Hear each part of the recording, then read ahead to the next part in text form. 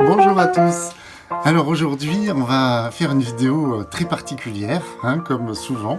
Vidéo particulière parce qu'aujourd'hui, on ne va pas parler d'anthroposophie ou de biodynamie ou d'ésotérisme. Non, on va pas parler de tous ces sujets passionnants. On va parler de la vie sociale et politique des auteurs de bande dessinée. Alors en quoi est-ce que parler de la vie militante et politique des auteurs de BD, c'est de la zététique? Eh bien, voilà. Je fais partie d'un collectif qui s'appelle le collectif Autrices-Auteurs en Action, AAA, qui s'est formé à l'occasion du Festival d'Angoulême 2020, mais qui a une histoire un peu longue derrière lui, puisque il est le fruit déjà de luttes précédentes, quoi. Et dans le cadre de ces luttes et de la vie de ce collectif, il y a plusieurs questions qui se posent par rapport à nos actions. Est-ce qu'il est pertinent de faire telle action? Est-ce qu'il est pertinent de ne pas la faire? Il y a des avis divergents. Il y a des organisations représentatives qui ont des avis divergents sur plein de questions.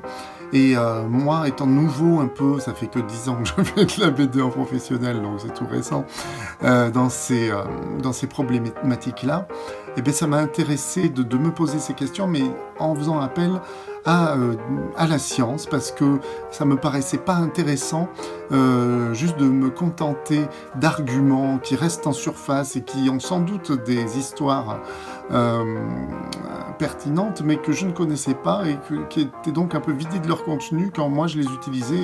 Donc je voulais un peu creuser les choses pour avoir une réponse à mes questions grâce à la science. Et ça, c'est de la zététique, en fait. Donc j'ai fait appel à un sociologue de la vie politique des auteurs de bande dessinée. Et oui, ça existe. Et il existe en l'occurrence en la personne de Pierre Nocerino, qui est un jeune docteur de l'EHESS, donc l'école des hautes études en sciences sociales, et qui a fait une thèse récemment sur la vie, sous la direction de Cyril Lemieux, sur les tentatives de constitution du groupe professionnel des auteurs de bande dessinée. Voilà, donc c'était tout à fait mon sujet. Hein. Et voilà, donc ça existe. Donc aujourd'hui, en fait, ça va être un entretien avec Pierre Nocerino sur les tentatives des auteurs de BD de se constituer collectivement en structure politique. Voilà. Donc c'est de la zététique parce que c'est de la science qui tente de résoudre des problèmes qui se posent dans la vie quotidienne des gens, donc dans la mienne en l'occurrence. Et ça, c'est la définition de la zététique. En tout cas, moi, j'ai trouvé que c'était une discussion passionnante, très éclairante, qui peut s'appliquer à d'autres cas que les auteurs de BD. Pierre Nocerino, à la base, il était parti sur les EHPAD, quoi, pour faire cette même recherche. Donc c'est une recherche qui est appliquée à un objet, mais qui peut s'interpoler dans une certaine mesure, hein, parce que évidemment tout n'est pas applicable sur tout. Mais en tout cas qui peut intéresser d'autres secteurs, quoi. Donc voilà, je vous laisse regarder ça, je vous souhaite un bon visionnage et je vous dis à bientôt. Donc t'es sociologue de la BD en fait, t'es un Euh, jeune docteur, oh, t'as fait une thèse sur la sociologie du monde de la bande dessinée en fait. alors oui, moi j'ai fait ma thèse, elle portait sur vraiment le travail et les mobilisations des auteurs et autrices de bande dessinée. Je me qualifierais pas pour autant de sociologue de la bande dessinée parce qu'en fait, finalement, j'ai qu'un tout petit bout de la bande dessinée, hein, celui des auteurs et des autrices. J'ai pas tout le milieu de la diffusion, tout le milieu de l'édition, etc.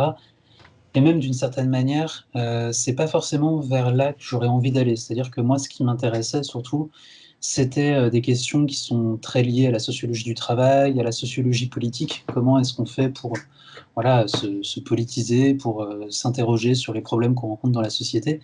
Donc finalement, voilà, la bande dessinée, c'était mon objet de recherche, enfin, c'était plutôt mon sujet en fait de recherche, ce sur quoi j'ai travaillé, mais l'objet scientifique, ce qui moi m'intéressait, c'était vraiment beaucoup plus large que ça.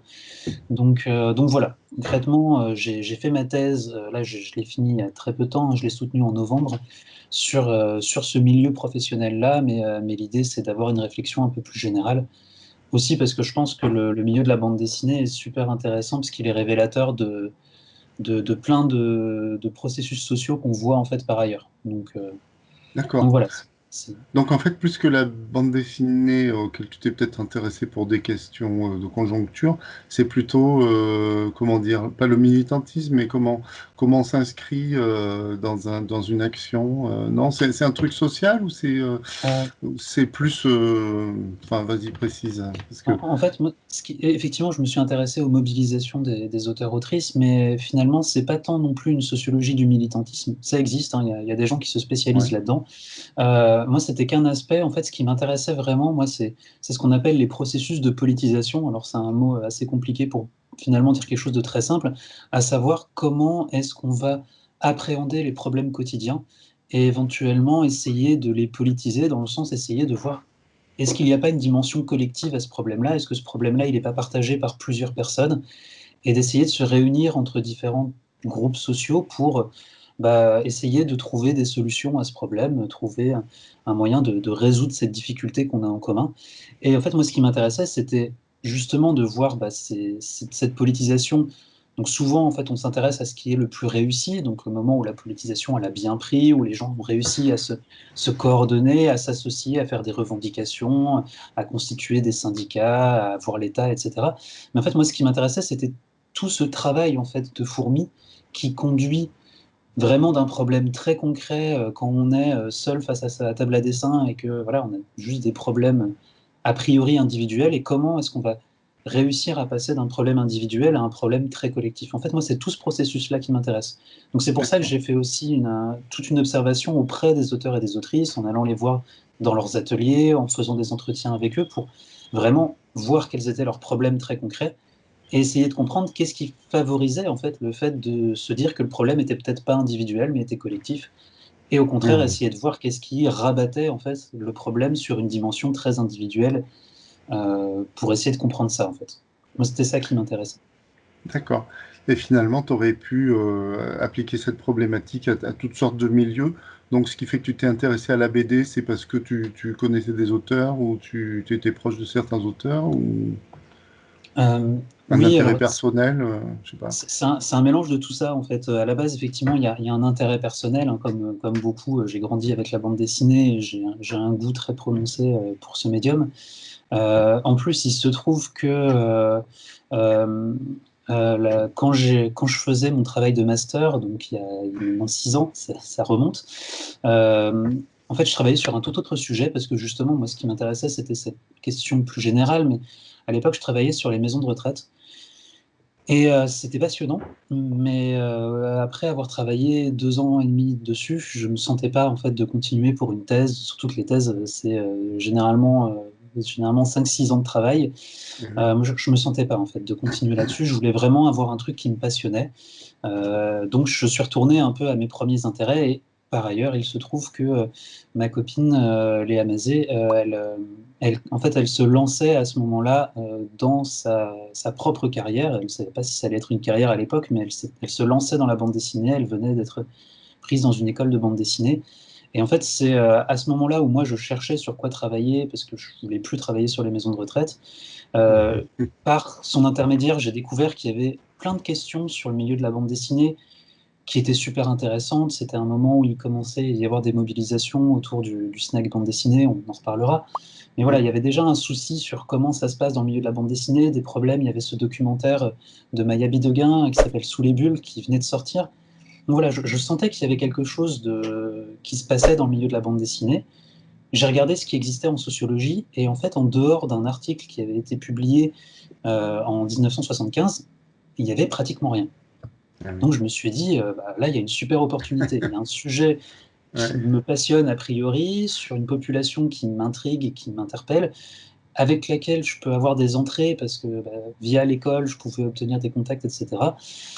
Donc voilà, c'est à ce moment-là où j'ai changé mon fusil d'épaule, fait un dossier pour faire une demande de financement que j'ai obtenu. Donc j'ai eu la chance en fait d'avoir cette thèse qui a été financée par l'État, par l'intermédiaire de Ouais. différentes institutions. Mais voilà, j'ai eu la chance de faire cette thèse donc, dans des bonnes conditions et sans avoir à trop me préoccuper d'un commanditaire qui imposait des réflexions. J'ai été très très libre en fait pendant toute cette recherche, donc pendant donc 5 ans de financement plus une année de rédaction de la thèse. Et ton directeur de thèse, c'était qui? Donc j'étais dirigé par Cyril Lemieux, qui est sociologue assez axé sociologie politique maintenant, mais lui, à l'origine, sa spécialité, c'est la sociologie des médias et plus spécifiquement les journalistes. Donc en fait, lui, D'accord. la bande dessinée, c'était pas du tout son intérêt, enfin, c'était pas, voilà, il travaillait pas du tout là-dessus, mais c'était déjà lui qui m'avait dirigé pendant mon master, il travaillait pas non plus sur les maisons de retraite. En fait, ce qui nous a rapprochés, c'était une manière d'appréhender les choses, une manière de se poser les questions. J'étais très sensible à toute la réflexion théorique qu'il proposait. Et donc voilà, c'est comme ça qu'il a accepté de m'encadrer. Et c'est vrai que ça a été une formation réciproque dans le sens où lui me formait à une manière de faire de la sociologie et moi je lui montrais un peu un nouveau terrain qu'il ne connaissait pas et sur lequel il pouvait aussi voilà, mettre à l'épreuve ses propres réflexions. Donc c'était un échange de bons procédés. Ouais, après, je pense qu'entre les journalistes et les auteurs de BD, bon, bah, c'est pas pareil, mais il y a certains peut-être points communs, je sais pas. Enfin, Bah, bon, on va peut-être pas creuser la question. C'est un plus que des points peu communs, vaste. il y a même une histoire commune. En fait, Ah oui. si on remonte dans les années 30, donc il y a jadis, hein, en Oui, fait, oui. les premières formes de constitution d'un groupe de dessinateurs, en fait, c'était des dessinateurs qui travaillaient dans la presse. En fait, il y avait un statut qui a existé à un moment donné, qui était le statut de dessinateur-reporter donc qui a été créé, en fait, qui était une sous-branche en fait du statut de journaliste. Et, D'accord. et donc à cette époque-là où la presse occupait une place importante en fait dans les publications, c'était vraiment une manière pour plein de personnes qui de fait faisaient de la bande dessinée de se greffer sur un statut social qui était très avantageux. Parce qu'à partir du moment où on D'accord. était Ouais, ouais. journaliste, on avait des Ouais, réductions ouais. d'impôts, on avait le 13e mois, on avait des congés payés, on avait beaucoup d'avantages en fait. Et donc, il y a eu toute une organisation, en fait, un regroupement d'auteurs qui se sont regroupés dans un syndicat qui s'appelle le Syndicat national des dessinateurs de presse, je crois. Enfin, il a eu plusieurs noms, il a évolué. Et pour obtenir voilà, ces droits-là et faire reconnaître en fait la place de la bande dessinée dans cette presse-là. Après, il y a eu plein Des dessins de d'évolutions. presse plutôt, non de la bande dessinée. Alors, et justement, en fait, alors justement, au début, c'était mélangé, et Ouais. il y a eu une scission à un moment donné, après-guerre, avec d'un côté quelque chose qui allait plus vers la presse enfantine, et c'est plutôt vers là où se sont dirigés les auteurs et autrices de bande dessinée. Hmm. Et en fait, il y a eu une scission progressive, en gros, des années 40 aux années 70, entre d'un côté la bande dessinée presse pour enfants, et de l'autre BD reporter qui s'est transformé progressivement en dessin de presse. Et donc finalement, en plus, ça s'est conjugué à une période où très progressivement, il y a eu un écroulement des ventes dans la presse. En gros, à partir des années 70-80, Ah oui. tous les journaux de bande dessinée se sont écroulés. Hmm. Euh, Ce qui a entraîné une évolution dans la manière dont ils étaient payés. C'est-à-dire qu'avant, ils étaient payés à la tâche, donc à la Hmm. pige, alors qu'ensuite, quand c'était directement en album, ils étaient payés en droit d'auteur. Hmm. Fiscalement, ça a eu un impact et ça a fait que ça a renforcé en fait cette scission avec d'un côté les dessinateurs de presse qui pouvaient continuer à revendiquer ce statut de reporter journaliste et en fait de pigiste, et Hmm. de l'autre donc c'est ceux qui sont devenus les auteurs-autrices de bande Hmm. dessinée qui se sont inscrits dans un tout autre statut. Et d'ailleurs, en fait, ça se voit quand on regarde justement les syndicats qui ont existé. On voit même, en fait, ils n'ont pas arrêté de changer le nom des années 40 jusqu'aux années 70. Et dans la dénomination elle-même, on voit avec vraiment une spécialisation entre d'un côté la presse et le journalisme, et de l'autre la spécialisation d'abord pour les enfants, parce qu'à l'époque la bande dessinée était vraiment pour les enfants, et ensuite l'illustration, puis la bande dessinée qui s'est un peu affirmée. Ça a été plutôt dans les années 2000. Mais là, c'est une histoire vraiment à la hache, hein, mais en tout cas, Non, on non, mais voit. c'est super intéressant, oui, c'est à la hache, mais je pense que c'est synthétique, quoi, c'est chouette. Ok, et ben donc c'est bien parce que du coup on est parti un peu déjà dans dans l'histoire des mouvements syndicaux. Donc aujourd'hui, effectivement, on a on a quelques mouvements, on va dire, de représentation des autrices et auteurs de BD. Donc, alors ce qu'on avait listé, il y a des syndicats, donc il y a le SNAC BD, on a la Ligue maintenant qui existe, le SNE, mais ça c'est les éditeurs, quoi. Et C'est puis éditeur. voilà. Au niveau, oui, c'est vrai que j'avais mis ensemble le syndicat, mais et puis il y a aussi le syndicat des éditeurs alternatifs. Mm. Voilà. On a les organisations de gestion collective, donc SOFIA, SAIF, ADAGP, puis après, il y en a d'autres. Et plein d'autres. Voilà. Il y a des associations diverses, donc la Charte des auteurs jeunesse, la SGDL, le CPE, qui sont des associations très différentes, mais dont on reparlera, notamment le CPE, et puis voilà. Et puis il y a des collectifs comme le collectif artistes, autrices, auteurs en action, dont je fais partie. Donc c'est un peu à ce titre, non, c'est plutôt à titre personnel et d'intérêt personnel que je t'ai contacté, mais je pense que ça intéressera aussi les gens des AAA. Voilà. Donc, est-ce que ça te paraît possible de de dresser un petit paysage et de dire à peu près quel est le rôle de tous ces gens dans le paysage? Parce que moi, c'est vrai que je fais de la BD depuis une dizaine d'années, depuis 2012, enfin en professionnel, quoi. Avant, j'étais graphiste, donc j'avais quand même indépendant, quoi. J'étais déjà à la Maison des Artistes depuis toujours. Donc j'avais déjà. Parce qu'il y a aussi des trucs comme la Maison des Artistes, la GESA, ça fait artiste-auteur, tout ça. Donc ça, c'est encore autre chose. Voilà. Mais donc j'avais déjà une certaine idée de la complexité de la chose, parce que même pour les graphistes, c'est pas simple, c'est pas très simple, mais c'est pas à ce point-là compliqué quand même. Et alors quand je suis devenu auteur de BD. Voilà, je me suis un peu pas noyé, mais enfin, j'ai vu tout ça avec une certaine perplexité quand même. Et je pense que je suis pas tout seul dans mon cas, donc ça serait bien, je pense, de faire un petit paysage. Donc, est-ce que, je sais pas si on peut rattraper le fil de ce qu'on disait tout à l'heure par rapport à ces syndicats d'auteurs et d'autrices qui se sont créés dans les années 80, finalement, tu disais? Comment ça s'est passé? Alors, les premiers syndicats, vraiment, c'est les années 30. Et ça a Ouais. beaucoup évolué. Il y a eu une grosse reconfiguration dans les années 40, 60, jusque début 70. En fait, pour une raison très simple, et ça va me permettre de faire le lien avec l'aspect autre que tu évoquais, ce régime d'artiste-auteur, en fait, donc qui est donc, le régime d'artiste-auteur, ça a été créé le 31 décembre 1975. Donc, alors ça a l'air de rien, mais concrètement, ce statut d'artiste-auteur, il a été extrêmement important parce que ça a permis en fait de donner un statut à plein de professions qui n'arrivaient pas à en avoir, et notamment en fait les auteurs et autrices de bande dessinée.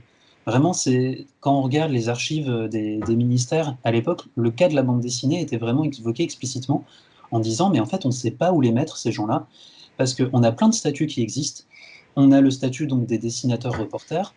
On a le statut des artistes peintres graveurs, qui a été créé en 64, mais il ne rentre pas dedans, de toute évidence. On a le statut des écrivains, qui existait, mais les auteurs de bande dessinée, ben, on ne sait pas où les mettre. Plus c'est une époque où il commence à y avoir d'autres métiers, comme graphiste, justement. Et voilà, et on ne savait pas où mettre ces gens-là. Et donc, en fait, tous ces syndicats, en fait, ils se sont reconfigurés parce que bah, voilà, c'est des métiers qui évoluaient. Et ils ont fait remonter ces difficultés auprès du ministère qui, en fait, dans les années 70, s'est dit il faut qu'on unifie un petit peu tout ce bazar-là, et donc on va créer un statut qui va permettre de regrouper tout le monde, qui est le statut d'artiste-auteur. Donc ça a été construit avec ces différents syndicats qui, en fait, étaient très contents d'avoir un statut qui leur permettait de répondre à un problème qui était commun à tout le monde, à savoir on n'a pas de statut social qui est vraiment efficace. Alors concrètement, pour gérer ce statut-là, ils ont fait une invention juridique qui est assez pointue et assez incroyable. C'est surnommé une fiction de salariat. C'est-à-dire, on fait semblant que ces gens-là, ils sont comme les salariés dans le sens où ils vont avoir des droits comme les autres salariés. Alors bon, on ne va pas leur donner tous les droits non plus, parce qu'on va leur proposer un niveau de cotisation moins élevé, parce que dans les difficultés qui étaient remontées par les syndicats, il y avait le fait qu'ils n'avaient pas beaucoup d'argent, c'était des professions très précaires. Donc on va les faire cotiser moins, mais ils auront moins de droits. Par exemple, ils n'auront pas le droit au début à la formation professionnelle, c'est quelque chose qui est arrivé plus tard, mais il y a des droits qui sont toujours absents, par exemple les droits liés aux maladies professionnelles. On ne peut pas faire reconnaître une maladie professionnelle en tant qu'artiste-auteur. Donc voilà, ils ont permis cette cotisation pour faire semblant que c'était des salariés, sauf qu'il fallait quand même quelqu'un pour faire l'intermédiaire entre ce qu'on appelle les diffuseurs, en fait les éditeurs, et la sécurité sociale. C'est-à-dire qu'on n'arrivait pas à faire en sorte que la sécurité sociale gère 10 diffuseurs différents pour une seule personne. En fait, c'était trop le bazar, donc ils se sont dit qu'il faut créer un intermédiaire. Et donc, ils ont créé, alors non pas un, mais en fait, ils ont créé une nouvelle entité qui est l'AGESA, l'association de gestion de la sécurité sociale des artistes-auteurs, je pense. Je peux me planter, mais bon, enfin, c'est quelque chose dans cet ordre-là, qui en fait est venu en complément d'une association qui était déjà existante, qui est la MDA, la Maison des artistes, qui D'accord. gérait en fait un autre statut avant. En gros, ce qu'il faut retenir, c'est que ces deux organismes-là, ils ont pour rôle de servir de tampon en fait entre la sécurité sociale d'un côté et d'autre part, les artistes-auteurs et leurs diffuseurs, les éditeurs-éditrices. Donc voilà. Alors, quand tu dis entre la Ouais. sécurité sociale, c'est en fait entre l'URSSAF, qui est l'organisme qui prend les cotisations pour la sécurité sociale. Voilà, et en fait, pendant très longtemps, c'était la MDA et la GESA qui réunissaient en fait l'argent et qui le reversaient à l'URSSAF, Ouais. et en disant, bah voilà, on a recueilli l'argent, donc vous voyez, ça ouvre les droits, nous on vous envoie ça pour information, et après vous relayez aux caisses primaires d'assurance maladie, etc. Il y a une évolution là-dedans, bon, c'est un peu technique, désolé, mais il y a une réforme en fait de ce régime d'artiste-auteur euh, qui a proposé en fait plusieurs choses, notamment la création enfin, l'unification en fait de ces deux choses, MDA et GSA, parce que le problème c'est que il y a encore des métiers qui étaient un peu à cheval entre les deux et qui du coup les dossiers étaient basculés de l'un à l'autre, c'était un bazar phénoménal. Il y avait aussi une distinction entre assujettis et affiliés qui a été en partie remise en cause. Je dis en partie parce que le fond reste présent dans le sens où il faut avoir atteint un certain niveau de revenu pour ouvrir les droits. Mais bon, voilà, il y a eu plusieurs réformes de cette structure-là. Euh, et je me suis perdu dans mon explication parce que je ne sais plus où est-ce que je voulais en arriver. Euh, Qu'est-ce qu'on disait? Ah oui, bah, moi je sais que c'était. Moi j'ai toujours payé à l'URSSAF, je vais meubler un peu pendant que tu, ah voilà, tu l'URSSAF. Mais racontais. oui, oui, tout à fait, c'est l'URSSAF. C'était là où je voulais en venir. Et Je veux dans dire les... parce que en fait, comme je payais la maison des artistes toujours très en retard, en fait, passer les délais, ils transmettaient mon dossier à l'URSSAF. Alors je payais à l'URSSAF Exactement. directement. Exactement. En fait, c'était ça là où je voulais en venir, c'est qu'en fait, l'URSSAF, il était convoqué seulement quand il y avait quand il y avait un problème, entre guillemets, que la MDA ou la GSA n'arrivait pas à recueillir les fonds. Et donc, généralement, ils transmettaient à l'URSSAF et l'URSSAF envoyait les huissiers. En gros, Bon, c'était ça un c'est peu pas les vrai. faits. J'ai jamais eu les huissiers. C'était l'étape d'après, donc ça va. Tu vois, t'étais pas aussi à la bourre que ça, donc c'était pas si grave. Voilà, la grosse différence, enfin surtout le gros changement qu'il y a eu d'un point de vue très pratique, c'est que maintenant l'URSSAF gère directement les cotisations. Contrairement à avant où il y avait un intermédiaire supplémentaire, là maintenant c'est l'URSSAF qui s'en charge. Avec la Alors, difficulté qui est que eux, ils connaissent pas en fait concrètement ce que c'est le ouais, quotidien des artistes-auteurs et donc l'URSSAF Limousin qui a ouais. été chargé de gérer cette population se retrouve à devoir gérer une population qu'il ne connaît pas bien. Donc, Alors, on va peut-être revenir à l'URSSAF juste oui. après. Pour autant, la MDA, enfin la Maison des artistes et les AGSA, existent toujours. Et qu'est-ce qu'ils font maintenant? Alors, malgré tout, oui, ça a quand même une importance, parce qu'on pourrait se demander effectivement pourquoi Ouais. se maintenir la MDA et la GSA. En fait, ça, c'est vraiment un gain incroyable qu'ont eu les artistes-auteurs quand ils ont créé ce statut. C'est de dire, OK, il y a des éléments objectifs qui permettent de savoir qui a le droit à ce statut d'artiste-auteur et qui a droit aux protections sociales qui sont associées. Parce que enfin, vraiment, il ne faut pas oublier, les protections sociales, elles sont importantes, hein. Ça permet vraiment voilà, d'avoir une assurance C'est la maladie. sécu, quoi, hein. Donc voilà, c'est la Sécu, c'est hyper important. Donc voilà, il y a des définitions objectives. À l'époque, il fallait avoir recueilli 1200 fois le SMIC horaire dans l'année. Maintenant, c'est Mm. 900. Mais voilà, il y a quelque chose d'objectif de si on a rempli ça, on a le droit à cette sécurité sociale. En fait, l'avantage de la GSA et de la MDA, c'est que ce sont des associations qui sont gérées par les artistes-auteurs. Et donc, en fait, ils ont une possibilité d'action sur les dossiers. Par exemple, Mm. en disant, ce dossier, il est un peu limite, il est un peu en dessous, mais néanmoins, on va quand même lui permettre d'avoir une affiliation. Donc, en Mhm. fait, en gros, ces deux associations, elles ont quand même un intérêt majeur, c'est de donner aux artistes-auteurs la possibilité d'avoir une certaine maîtrise sur leur statut et l'évolution de leur statut. Donc c'est extrêmement important. Après, il y a eu des gros problèmes qui ont été dénoncés par des associations, syndicats et autres. Ça va peut-être nous permettre de rembrayer sur cette autre sphère. Oui, oui. Donc voilà, ces syndicats, associations qui justement ont fait remonter le fait que finalement, les représentants des artistes-auteurs, ils étaient peut-être pas si écoutés que ça au sein de cette AGSA et de cette EMDA, parce que c'est quand même des entités très techniques. Et donc déjà, il y a une difficulté que les représentants et représentantes d'auteurs-autrices, ils ont du mal à comprendre tout ce qui se joue à l'intérieur de ces associations-là.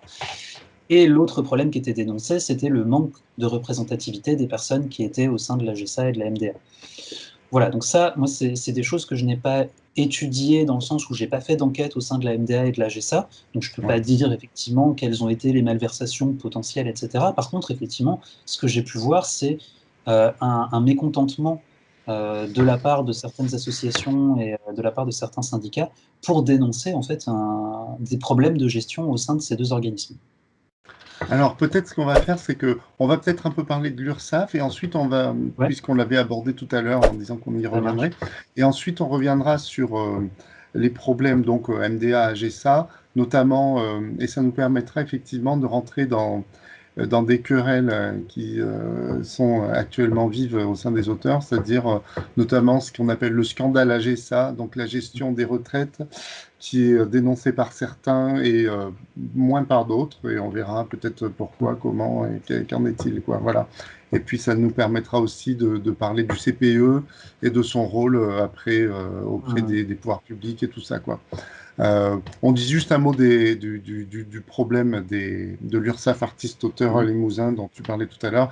Effectivement, on a tout le monde, enfin tous les autrices, auteurs, artistes-auteurs ont pu constater pas mal de dysfonctionnements, notamment sur le site internet qui est pas très fonctionnel, on va dire, pour être gentil. Oui. Au-delà des bugs techniques, il y a peut-être d'autres problèmes d'ailleurs qui sont peut-être même plus graves que ça, quoi. Est-ce que tu as des informations là-dessus? Alors, j'ai pas particulièrement d'informations dans le sens où ma thèse, l'enquête de terrain, elle s'est terminée en 2018. Et c'est vrai que cette thématique de l'URSSAF et des problématiques liées à l'URSSAF, c'est beaucoup formalisé une fois que j'ai quitté le terrain. Donc, j'ai pas forcément toutes les données. En plus, comme je le disais, moi, ce qui m'intéressait, c'était plus de voir la manière dont c'était posé comme un problème plutôt que de voir Oui. concrètement comment ça se passe à l'intérieur. Néanmoins, effectivement, voilà, le problème est celui-ci, c'est que il y a un gros enjeu technique lié à la gestion de ces milliers de dossiers au niveau de l'URSSAF. Et l'un des arguments qui était avancé pour justement transmettre l'ensemble de ces dossiers à l'URSSAF, c'était que l'AGSA d'une part et la MDA d'autre part n'arrivaient pas à gérer ces Mhm. dossiers-là. Et effectivement, c'est là le fameux scandale AGSA qui a été mis en avant, c'est le fait que toute une partie des cotisations qui auraient dû être demandées aux auteurs-autrices ne l'ont pas été pendant de nombreuses années. Concrètement, ça a entraîné le fait que plusieurs auteurs et autrices, au moment de faire valoir leur droit à la retraite, se sont vus répondre que non, ils ne pouvaient pas ouvrir leur droit à la retraite parce qu'ils n'avaient pas cotisé. Effectivement, ils n'avaient pas cotisé, sauf que normalement, c'était dans les attributions de la GSA de faire appel de ces cotisations-là. Mhm. Et Donc il n'y voilà. avait pas d'appel de cotisation ou il y avait des appels et les auteurs ne payaient pas? Comment ça... Alors ça, c'est quelque chose que j'ai pas pu vérifier parce que j'ai C'est pas pu faire ça, ouais. l'enquête. Donc là, malheureusement, il faudrait vraiment voir dans le détail. Ce qui est mis en avant par les auteurs et autrices que j'ai suivis, c'était le fait qu'ils n'avaient pas vu les appels, est-ce qu'ils ne les ont pas reçus, est-ce qu'ils ne les ont pas compris. Mhm. Finalement, d'une certaine manière, moi, peu m'importe. C'est-à-dire que bon, le problème est très grave, hein, mais moi, ce qui m'intéresse sociologiquement parlant, c'est de voir que dans ce débat-là, euh, il y a quelque chose qui revient vraiment de manière systématique, c'est moi ce que j'ai appelé dans ma thèse la responsabilisation des auteurs et des autrices. C'est-à-dire que on part d'une certaine manière du principe que la faute, la responsabilité de cette problématique-là va être imputée aux auteurs et aux autrices. Parce Mhm. que ils, elles n'ont pas compris, parce que ils, elles ont perdu leur papier, etc., etc. Or, on pourrait tout à fait poser le problème d'une autre manière, à savoir pourquoi est-ce qu'ils n'ont pas compris, pourquoi est-ce qu'elles n'ont pas reçu ces papiers-là. On pourrait tout à fait poser la question de la responsabilité politique aussi du ministère qui avait été alerté par différents syndicats, par différentes associations. Pourquoi est-ce qu'ils n'ont pas plutôt agi sur ce problème-là, Ouais. ce qui explique selon moi qu'on parle de scandale. C'est-à-dire qu'il est scandaleux au regard des auteurs et des autrices que ce problème-là n'ait pas été saisi politiquement parlant. Moi, c'est quelque chose qui m'intéresse beaucoup dans le cadre de ma thèse parce que justement, c'est la démonstration du fait que les auteurs et autrices ont la capacité, en fait, d'une certaine manière, d'aller contre cette tendance à la responsabilisation des auteurs et Mhm. autrices. Pour plein de raisons, il va y avoir cette tendance-là. On va un peu spontanément dire bah, c'est de la faute aux auteurs et aux autrices. Là, ils et elles ont démontré ensemble qu'il y a peut-être d'autres responsables qui ont une part de responsabilité là-dedans et il faut peut-être leur demander des comptes à eux également. Donc voilà, moi c'est ça qui m'a Donc, marqué en fait, dans cette affaire-là. ouais, ce que tu dénonces, enfin, ce que tu analyses, on va dire, pour rester dans un code scientifique, c'est une sorte d'ubérisation, pour le dire vite, de la politique des auteurs. C'est-à-dire que effectivement, tout est, ouais, bah, comme tu disais, quoi, tout est, en fait, c'est la libéralisation, quoi, d'un secteur socioculturel, enfin sociopolitique, je sais pas comment on dit, mais voilà. Ok, donc tout est mis, oui, tout est mis en fait sur les épaules de l'individu plutôt que sur un collectif qui permettrait de gérer ça, quoi. Et donc ce que tu Exact- analyses, c'est un peu la reformation de ce collectif-là, quoi. Exactement. Et ce que moi j'ai trouvé passionnant dans le cadre de cette thèse, c'est déjà de constater à quel point en fait cette libéralisation, voilà, on a ce mot maintenant, l'ubérisation, vraiment, enfin même dans le milieu de la recherche, hein, c'est quelque chose qu'on utilise. Ouais. Et en fait, ce processus-là, il est à l'œuvre dans le milieu artistique, mais depuis les années 40. Et c'est ça que j'ai Mhm. trouvé vraiment incroyable, c'est que tout ce qui est décrit et mis en avant sur ce qu'on appelle le capitalisme des plateformes, donc voilà, Deliveroo, Uber, etc., c'est quelque chose qui a déjà été mis en place il y a très longtemps pour les artistes-auteurs. Et là où c'est un peu désespérant, c'est de se rendre compte quels ont été les effets délétères de ça, à savoir à quel point les auteurs et autrices prennent en charge une part de responsabilité énorme et à quel point ça peut entraîner des catastrophes, des catastrophes personnelles fortes, parce que ça met une pression Humaine, ouais. incroyable. Mhm. Voilà, humainement, c'est terrible. C'est quelque chose qui commence un peu à être problématisé aujourd'hui. Tous les problèmes de burn-out, tous les problèmes de dépression, d'alcoolisme, de suicide. Enfin voilà, c'est des choses qui commencent à être mises en avant. Et en fait, si on regarde un petit peu dans les archives historiques, on se rend compte que c'est présent dans le milieu de la bande dessinée depuis les années 50-60. C'est vraiment pas nouveau.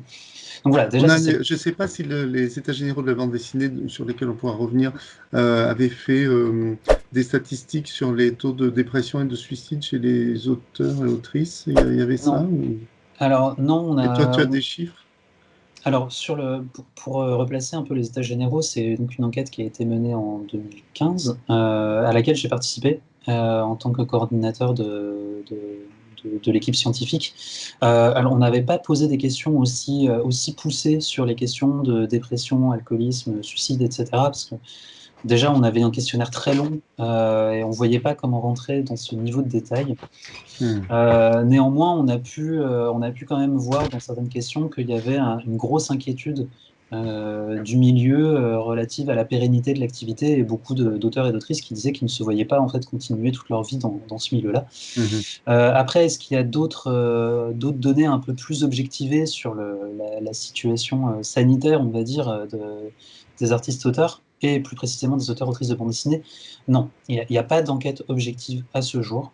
Euh, il y a quelque chose que je conseille qui est très intéressant, c'est une proto-enquête, enfin une espèce de fausse enquête qui est faite par Lewis Trondheim dans son ouvrage Désœuvré. En fait, justement, il se pose cette question-là, mais comment se fait-il qu'il y ait tant de suicides dans le milieu de la bande dessinée? Donc, il Mhm. écrit ça à un moment donné où lui traverse une crise et il n'arrive pas à travailler. Et c'est symptomatique puisque ce bouquin, il est sorti en 2007 et cette thématique revient régulièrement, mais elle est rarement présentée comme étant un problème collectif. Ça commence là progressivement. Je sais il y a plusieurs syndicats ou associations qui justement se posent un peu cette question de comment faire en fait, comment on fait pour gérer ça, parce que bah, c'est des catastrophes humaines qui sont terribles et qui posent la question de la solidarité de la profession. Est-ce qu'on doit laisser faire ça ou est-ce qu'au contraire on doit agir? Et justement, c'est là où tout à l'heure je disais que c'est un peu ça qui est dramatique sur cette ubérisation du milieu de la bande dessinée, ou presque plutôt j'aurais envie de dire l'inverse. Euh, mais voilà, en fait, il y a aussi un côté très positif malgré tout dans cette expérience-là, c'est que moi, ce que je constate, c'est des formes de solidarité très fortes dans le milieu professionnel Mhm. qui parviennent en fait à contrer d'une certaine manière cette tendance à la responsabilisation de soi. Et même s'il y a voilà, cette espèce de réflexe à prendre en charge toutes les responsabilités, à considérer que c'est de sa faute si on n'arrive pas à travailler, etc., il y a néanmoins la mise en place de plein de dispositifs, de plein d'associations, de plein de syndicats qui justement vont réussir à permettre de se poser la question de est-ce que finalement il n'y aurait pas un problème un peu collectif. Et donc malgré Mhm. tout, dans ce contexte qui est le moins favorable, on va dire, à la politisation, le plus favorable au fait de se considérer comme soi-même responsable de ses problèmes, il y a quand même des éléments qui vont servir de support pour aider justement à se poser la question autrement. Moi, c'est ça que je trouve finalement encourageant malgré la morosité du contexte, quoi. Alors du coup, on va peut-être rentrer dans le détail de ces éléments justement de solidarité dont tu parlais tout à l'heure. Tu parlais de quoi? D'actions individuelles ou de création d'associations, de syndicats, de quoi tu parles exactement Ouais. quand tu évoques Alors, ça? en fait, quand je parle de solidarité du milieu professionnel, je parle vraiment à tous les niveaux.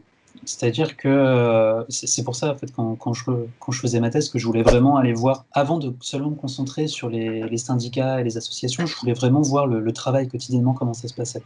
Mhm. Et de fait, quand je suis allé dans des ateliers, bah, je suis allé beaucoup dans des ateliers collectifs. C'est plus facile que d'aller observer quelqu'un qui travaille seul chez soi. Et de fait, je me suis rendu compte qu'il y avait des formes de solidarité où on se partage des infos, on se partage des techniques, des astuces, des conseils, des encouragements. J'ai aussi été suivre donc toutes ces personnes dans des festivals et là, je me suis rendu compte à quel point il y avait bah, moi, ce que j'ai appelé des clics, des petits groupes sociaux en fait de gens qui se connaissent, qui se réunissent, qui se retrouvent et qui sont très contents de se donner des coups de main aussi de cette manière-là. Et en fait, ça m'a amené à décrire ce que j'ai appelé une morale professionnelle. Alors, c'est pas mon terme à moi, hein, c'est un terme très ancien qui date d'un fondateur de la sociologie qui s'appelle Émile Durkheim, donc c'est pas nouveau. Mais ce que j'ai essayé de décrire, c'est à quel point, en fait, quand bien même le milieu professionnel a l'air éclaté, on a l'impression que tout le monde est dans son coin. En fait, tout le monde est dans son coin, mais tous ensemble quand même. C'est-à-dire Mhm. il y a des valeurs communes, il y a des choses qui tiennent à cœur, d'une certaine manière, à tout le monde dans le milieu, des normes, des manières de faire, moi c'est ce que j'ai appelé des règles professionnelles. Et pour faire partie de ce métier-là, en fait, ce qu'il faut faire, c'est apprendre ces différentes règles professionnelles qui sont bah, très implicites, en fait. C'est très rare hein, qu'on dise il faut faire comme ça. Non, non, c'est très implicite. Mais voilà, malgré tout, déjà, il y a une forme de solidarité qui s'exprime par le simple fait de, bah, voilà, on fait partie du groupe, donc on vit les mêmes choses, on vit les mêmes difficultés, et on doit, d'une certaine manière, pour être un bon professionnel, faire les mêmes choses. Donc voilà, il y a Alors, déjà cette ces forme. règles professionnelles, c'est possible d'en énoncer certaines ou c'est trop évanescent? Bah, je peux en soi, mais ce que j'ai fait, c'est que je l'ai parce que alors il y en a plein et en plus, en soi, si c'est juste faire une liste de règles, enfin faire un catalogue de Non, règles, non, mais ça non mais par ce un que je mais moi-même je esprit qui s'en dégage, si tu veux. mais oui, oui, non mais justement, je me suis posé le la question, c'est quel intérêt, moi j'aurais de formuler ces règles-là? En plus, je suis extérieur. Non, ce que je trouvais intéressant par contre, moi, c'est de me rendre compte qu'il y avait des familles, en fait, dans les règles. Donc il y a des règles que j'ai appelées des règles, qui relèvent de l'engagement intime. Par exemple, c'est important de s'engager spontanément dans les moments festifs. C'est Mhm. quelque chose qui est vraiment une règle partagée dans le milieu où, il y a un moment festif, bah, on en fait partie. On va aller, faire des repas, on va aller boire des coups au mercure, pendant le festival d'Angoulême alors que la bière est dégueulasse et super chère, mais on va y aller quand même. Il y a un engagement, dans les moments, festifs. Dans cette famille de règles-là, il y a aussi la passion du métier. On va vraiment s'engager spontanément vis-à-vis de l'activité. Faut mettre en avant le fait que, bah, oui, c'est une passion quand même ce métier-là et que de Mhm. fait, quand on fait de la bande dessinée, on vit de la bande dessinée. Enfin, il y a un rapport particulier au travail. Donc voilà, il y a un espèce de premier groupe de règles qui est cette espèce de côté très, très spontané, très intime, en fait, le rapport intime avec les autres ou avec son activité. Il y a un autre ensemble de règles qui va être là les règles finalement les plus évidentes. Ça va être les règles techniques de réalisation du métier. Donc alors il y a toutes les règles, voilà, tout ce qui est lié à la perspective, des règles de narration, des règles de mise en couleur, mais aussi par exemple des règles liées à la temporalité. Le fait de dire, quand on s'engage dans cette activité, on s'engage à respecter une certaine temporalité sur le rendu de ses planches, sur le fait que, voilà, il faut avoir des choses à montrer à Angoulême. Enfin voilà, c'est l'ensemble des règles qui vont être liées à comment faire pour que le travail soit bien fait. Ça va être par exemple, d'entretenir son réseau. Là, c'est plus un engagement spontané, on veut être avec ses copains ou ses copines. Non, là, c'est vraiment, on entretient un réseau, il faut avoir des relations pour pouvoir placer ses dossiers, et cetera. Donc voilà, c'est le deuxième ensemble. Il y a un troisième ensemble qui est là, ce que j'ai appelé en fait les règles liées à la désingularisation. En fait, c'est toutes les règles qui vont avoir trait au fait qu'on va se référer à des normes morales supérieures qui vont dépasser l'individu. Ça va être le fait que pour être un bon professionnel, il va falloir défendre ses droits et défendre, par exemple, ne pas revendiquer, avoir un minimum de revendications par rapport au taux de rémunération, parce que sinon on tire les prix vers le bas, et que si on tire le prix vers le bas, c'est un problème pour l'ensemble de la profession. Donc voilà, là il y a des règles qui sont, c'est pas de l'engagement spontané vis-à-vis des amis, c'est pas simplement de la réalisation du travail, là c'est vraiment un objectif moral de défense en fait de l'ensemble du groupe. Donc voilà, ça c'est l'ensemble des règles qui fondent en fait cette morale professionnelle et qui s'apprennent en fait au gré du métier. En fait, c'est pas on les apprend, on a une liste et on les apprend, hein, c'est vraiment on s'y confronte exactement dans l'interaction. Et justement, moi, c'est ça qui m'intéressait, c'était de voir que dans l'interaction se fondait en fait une forme de solidarité, on est d'accord sur le fait que ces règles-là, elles sont importantes. Et ce que je trouvais encore plus intéressant, c'est que, en fait, vu que les groupes, c'est des petits groupes et qu'ils évoluent et que c'est pas forcément les mêmes personnes, et vu que les règles, en plus, elles sont très implicites, on va pas forcément les hiérarchiser de la même manière. C'est-à-dire que dans certains groupes, on va dire cette règle-là, elle est super importante, par contre, ça, bon, c'est moins important. Par exemple, le fait qu'il faut absolument rendre ses planches à l'heure, des fois, ça va prendre le pas sur le fait d'aller faire la fête avec ses amis. Je prends un exemple caricatural, mais qui marche bien. Et en fait, ça, c'est ce que j'ai appelé des styles. Donc voilà, il y a des styles différents de professionnalisme, on va plutôt être dans l'un ou l'autre. Et ce que j'ai trouvé intéressant, moi, dans ma thèse, c'est que je me suis rendu compte que parmi tous les styles qui peuvent exister, il y en a quand même un qui reste un peu à la traîne, c'est tous ceux qui ont lien à la désingularisation. En fait, ça va être, étant donné la manière dont l'activité est organisée, en fait, les auteurs et les autrices ont moins de raisons de s'engager dans la défense collective de leurs droits, mais vont avoir plutôt des raisons de s'engager tantôt dans sa relation intime avec un tel ou une telle, ou tantôt dans la réalisation de son activité. Alors là, ça a l'air très abstrait, mais concrètement, c'est quoi l'activité des auteurs et autrices de bande dessinée? Ils sont face à leur table à dessin. Concrètement, ce qu'ils vont devoir faire, c'est réaliser leur travail. Donc là, ils vont mettre en application toutes les règles qui sont liées à la réalisation de l'activité. Ils vont être en festival, ça va être des moments de détente, des moments festifs. Quand bien même ça va être l'occasion de discuter de rémunération, de tout ça, ils vont avoir plus de raisons, de support en fait dans l'action pour respecter les règles de l'engagement intime dans la relation d'amitié avec un tel et une telle. Ça ne veut pas dire qu'ils ne vont pas trouver intéressant le fait de défendre leurs droits, c'est juste qu'ils ont moins de raisons de le faire. Très concrètement, l'activité fait qu'ils ont moins l'occasion de le faire. Et donc, ça entraîne en fait une moindre politisation. Ça ne va pas les encourager à se réunir collectivement pour défendre des droits. Et en fait, c'est là que entre en jeu en fait vraiment pleinement des clics, des petits groupes sociaux particuliers qui sont en fait les collectifs, les syndicats et les associations. Puisque concrètement, ces groupes-là, ce sont des personnes qui se réunissent et se disent ouais, quand même, en fait, c'est super important. Au regard de notre morale professionnelle, en fait, c'est hyper important de défendre ses droits, il faut absolument le faire. Et donc, ce qu'ils vont faire, c'est mettre en place des dispositifs. Alors, ça va être un flyer qu'on va distribuer, ça va être une conférence qu'on va faire lors d'un festival, ça va être une action collective qu'on va mettre en place pour réussir, en fait, à faire un peu un rappel en disant hey, n'oubliez pas, dans la morale professionnelle, il y a quelque chose qui est hyper important, c'est la défense du groupe. Et donc, en fait, ce qu'ils vont réussir à faire, à mettre en place, c'est de donner en fait des supports, des raisons de se mobiliser collectivement. En fait, c'est ça qui va être important dans ces clics-là. Avec Il peut y avoir aussi ce que tu appelles des clics, des gens qui vont plus mettre en avant le statut, ça on en avait parlé, d'artiste-auteur en tant que, je sais pas, aristocrate libéral qui va réussir à s'en sortir tout seul, et d'autres qui vont plus être dans le collectif et dans la lutte collective. Non, on avait Oui, ça, on en avait parlé, puis j'en ai aussi. C'est une discussion qui revient aussi avec des camarades du collectif. Donc, qu'il y a des gens qui sont dans le collectif et puis d'autres qui sont plutôt dans une vision plus aristocratique, je sais pas comment dire, un peu plus du chevalier solitaire, quoi. ouais, ouais. En fait, c'est ça qui est super intéressant, je trouve, avec le cas des auteurs et autrices de bande dessinée, c'est que, en fait, ces syndicats-là, ces associations, ces collectifs, même informels, hein, ce qu'ils vont essayer de faire, de mettre en place, en fait, c'est une réflexion collective. Donc en se disant, il y a quelque chose, il y a quelque chose qui se joue qui est collectif.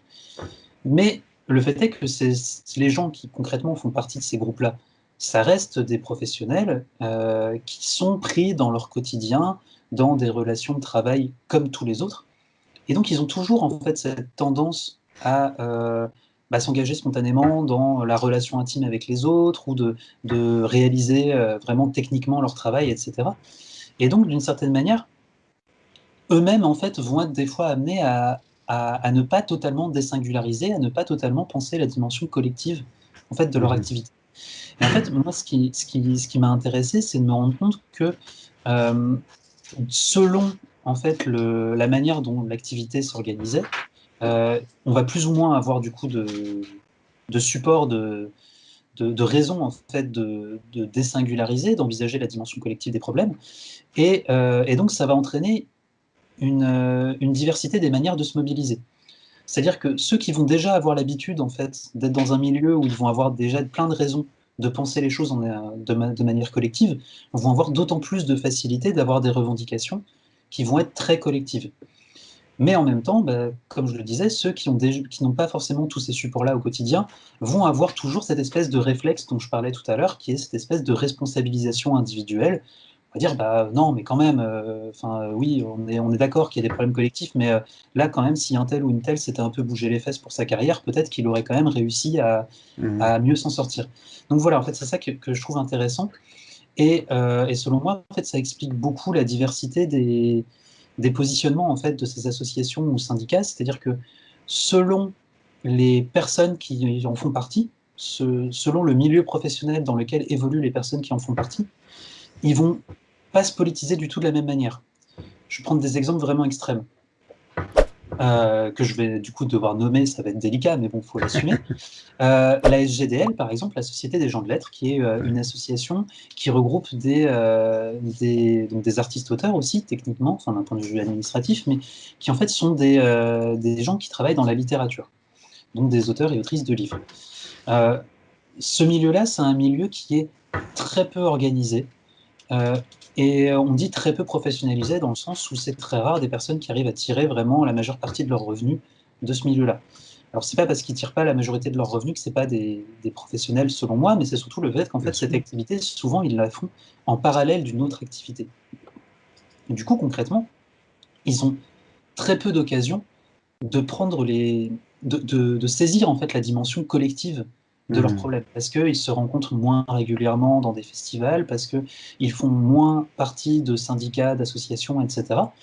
Et donc, en fait, quand ils se mobilisent, ils vont être beaucoup plus exposés à cette tendance à la responsabilisation de soi, vu que dans leur métier, ils ont très peu de raisons en fait de responsabiliser d'autres personnes.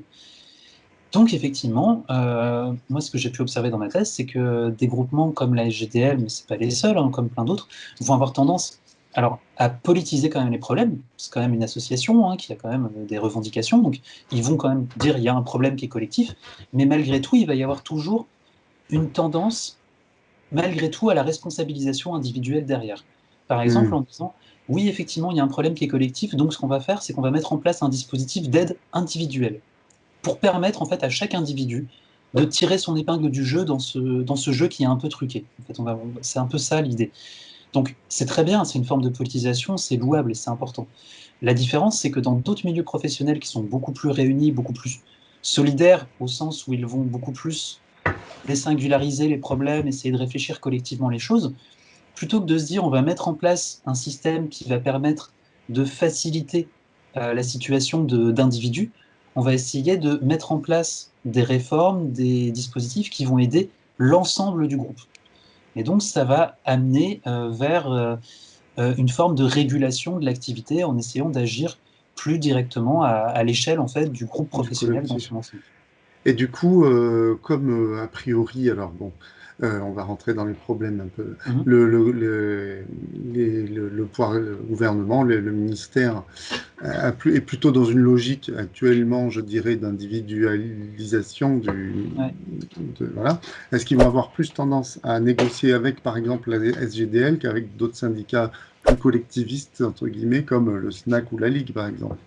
Parce que c'est un peu ce qui est Euh, reproché, on voit souvent un syndicat râler parce que il y a, voilà. Et après, on viendra sur le rôle du ouais, CPE parce que c'est intéressant aussi. tout à fait. Oui, tout à fait, parce que justement, le CPE est vraiment à la jonction entre l'État et justement ces syndicats et ces groupements. C'est une très bonne question et c'est difficile d'y répondre sans avoir fait vraiment une enquête. En fait, il faudrait faire une enquête auprès de ce qu'on appelle en sociologie les agents de l'État. En gros, les gens qui travaillent dans l'État.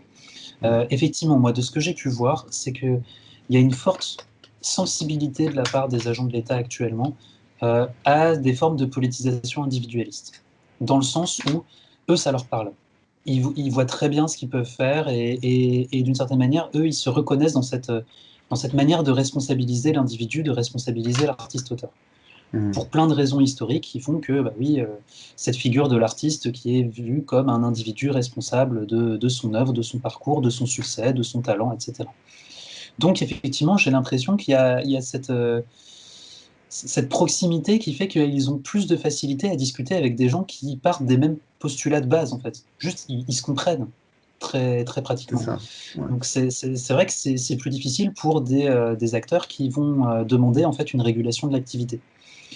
Surtout que à partir du moment où on propose une régulation de l'activité, c'est-à-dire on dit non, non, là il faut régler le problème au niveau du collectif, au niveau du groupe social dans son Mhm. ensemble, ben, il faut faire la preuve du groupe social. Et en fait, c'est ce que demande Ouais. l'État. Il dit l'État, nous, on n'est pas forcément contre. Ça nous fait bizarre parce qu'on ne comprend pas trop votre délire, mais globalement, si vous nous prouvez que vous êtes un groupe social, on veut bien l'admettre. C'est ce qu'ils ont fait en 75 quand ils ont créé ce statut d'artiste-auteur. Donc ils ne sont pas Mhm. réfractaires dans l'absolu. Le problème, c'est qu'il faut le prouver. Et ça, c'est la grosse difficulté, c'est que le niveau d'exigence de la preuve, il est mis au niveau du statut d'artiste-auteur. Ils disent, prouvez-nous que l'ensemble des artistes-auteurs veulent faire un groupe et veulent avoir une régulation au niveau de ce groupe. Or, justement, parmi les artistes-auteurs, il y a des milieux professionnels qui sont euh, dans une situation, dans une organisation du travail particulière qui les rend très peu susceptibles d'avoir des revendications collectives. Mhm. En gros, pour le dire très concrètement, chacun a ses problèmes, ce qu'on appelle en sociologie, c'est des problèmes professionnels. Bon, le mot est transparent, hein. Chaque profession a ses propres problèmes et ne va pas forcément se reconnaître dans les problèmes des autres. Et en fait, les Mhm. problèmes professionnels sont très différents selon la manière dont le travail est organisé. Dans le milieu de la littérature, où justement la question va être plutôt de faire c'est cette question du second métier, en fait. Comment est-ce qu'on fait pour conjuguer son métier et la littérature c'est pas du tout le même problème que dans celui de la bande dessinée, où en fait c'est très dur d'avoir un second métier à côté, vu à quel point c'est une activité chronophage, et où là Mhm. les questions vont être tout autres. Donc voilà, il y a cette difficulté qui est que ces milieux, ils ont du mal à, à, à prendre en compte les problèmes comme étant des problèmes potentiellement collectifs. En fait, d'une certaine manière, il y a plein de groupes sociaux qui existent et qui réussissent plus ou moins à se consolider. Du côté de la littérature, ils ont du mal à se consolider pour les raisons que j'explicitais. Du côté de la bande dessinée, ils y arrivent beaucoup mieux. Du côté des illustrateurs jeunesse, ils y arrivent très bien aussi. Mhm. Mais chacun de ces groupes est un peu isolé et ont du mal en fait à créer un groupe autour des artistes-auteurs. En fait, voilà, ils n'arrivent Et pas ouais. à s'unifier.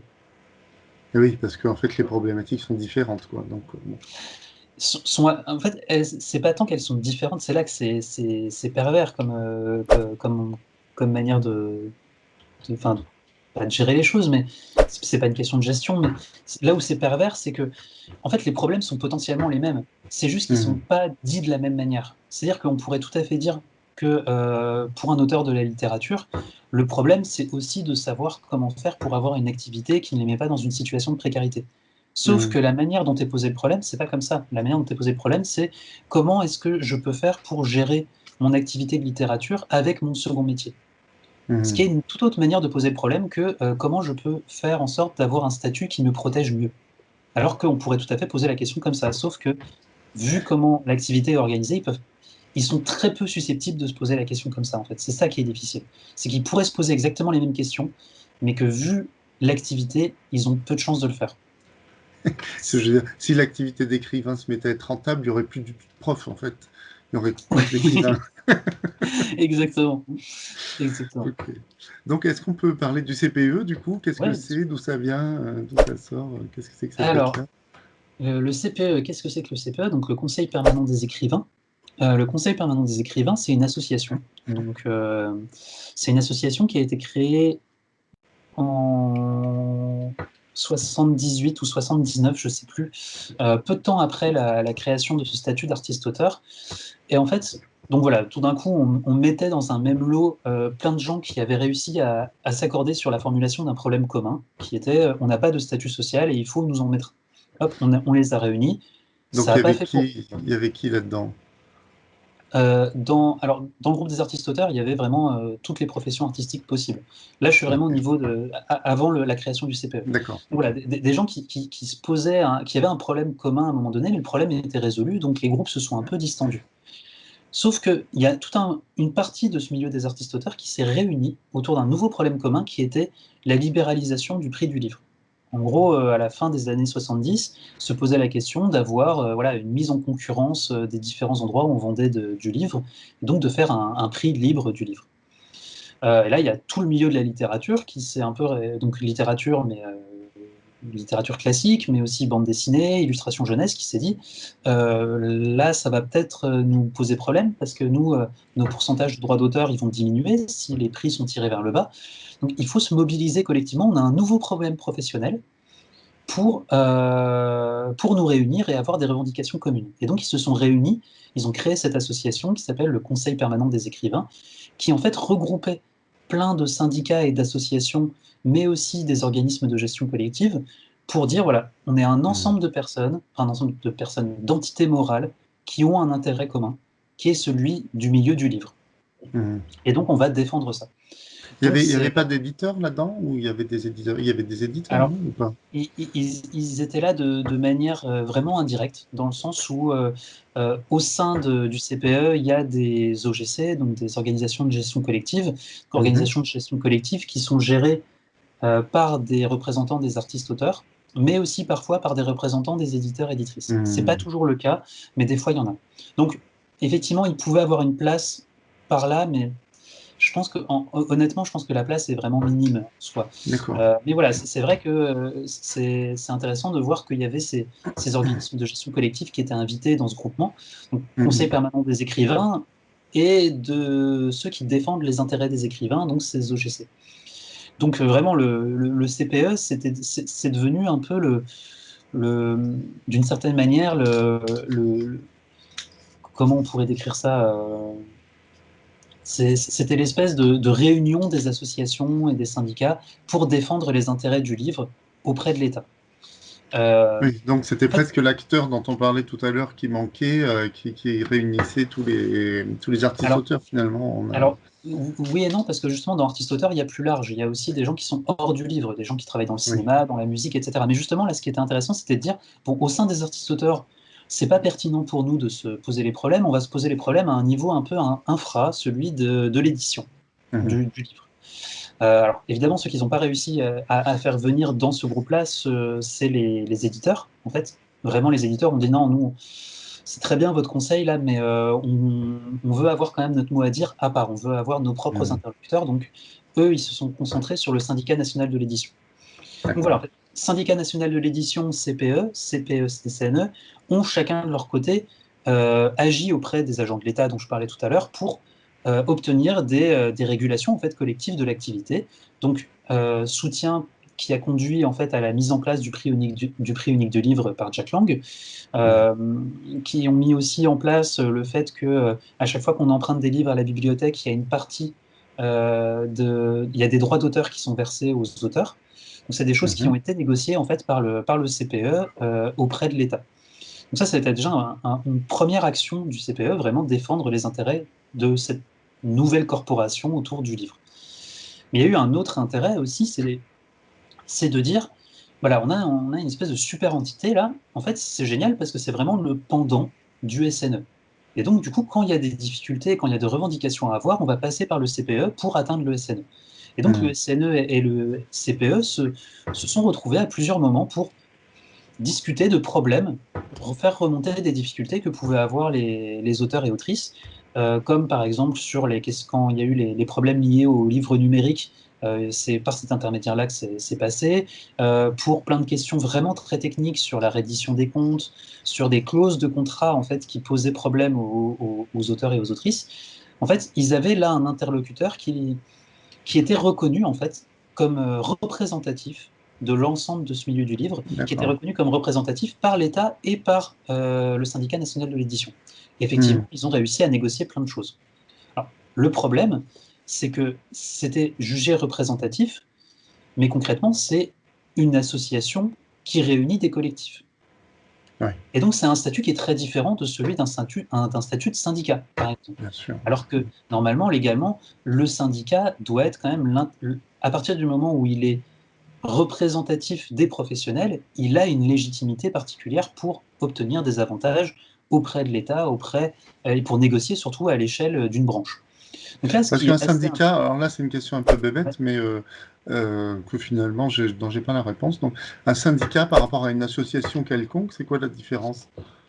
C'est vraiment une question statutaire. C'est-à-dire que le syndicat et l'association vont avoir des conditions différentes de recrutement, entre guillemets, enfin de ses membres, et vont aussi avoir derrière des droits différents en termes de négociation justement auprès de l'État. Et en gros, pour le dire de manière très, très caricaturale, le syndicat va être jugé représentatif parce qu'il met en Hmm. place des élections et tout un système, une organisation particulière, alors que l'association ne va pas l'être. Et c'est là que c'est particulier dans le milieu de l'édition, c'est qu'en fait, cette distinction, elle n'est pas vraiment opérante dans le sens où justement le CPE, qui est une association, a fait des négociations très fortes au nom de l'ensemble en fait des autorités.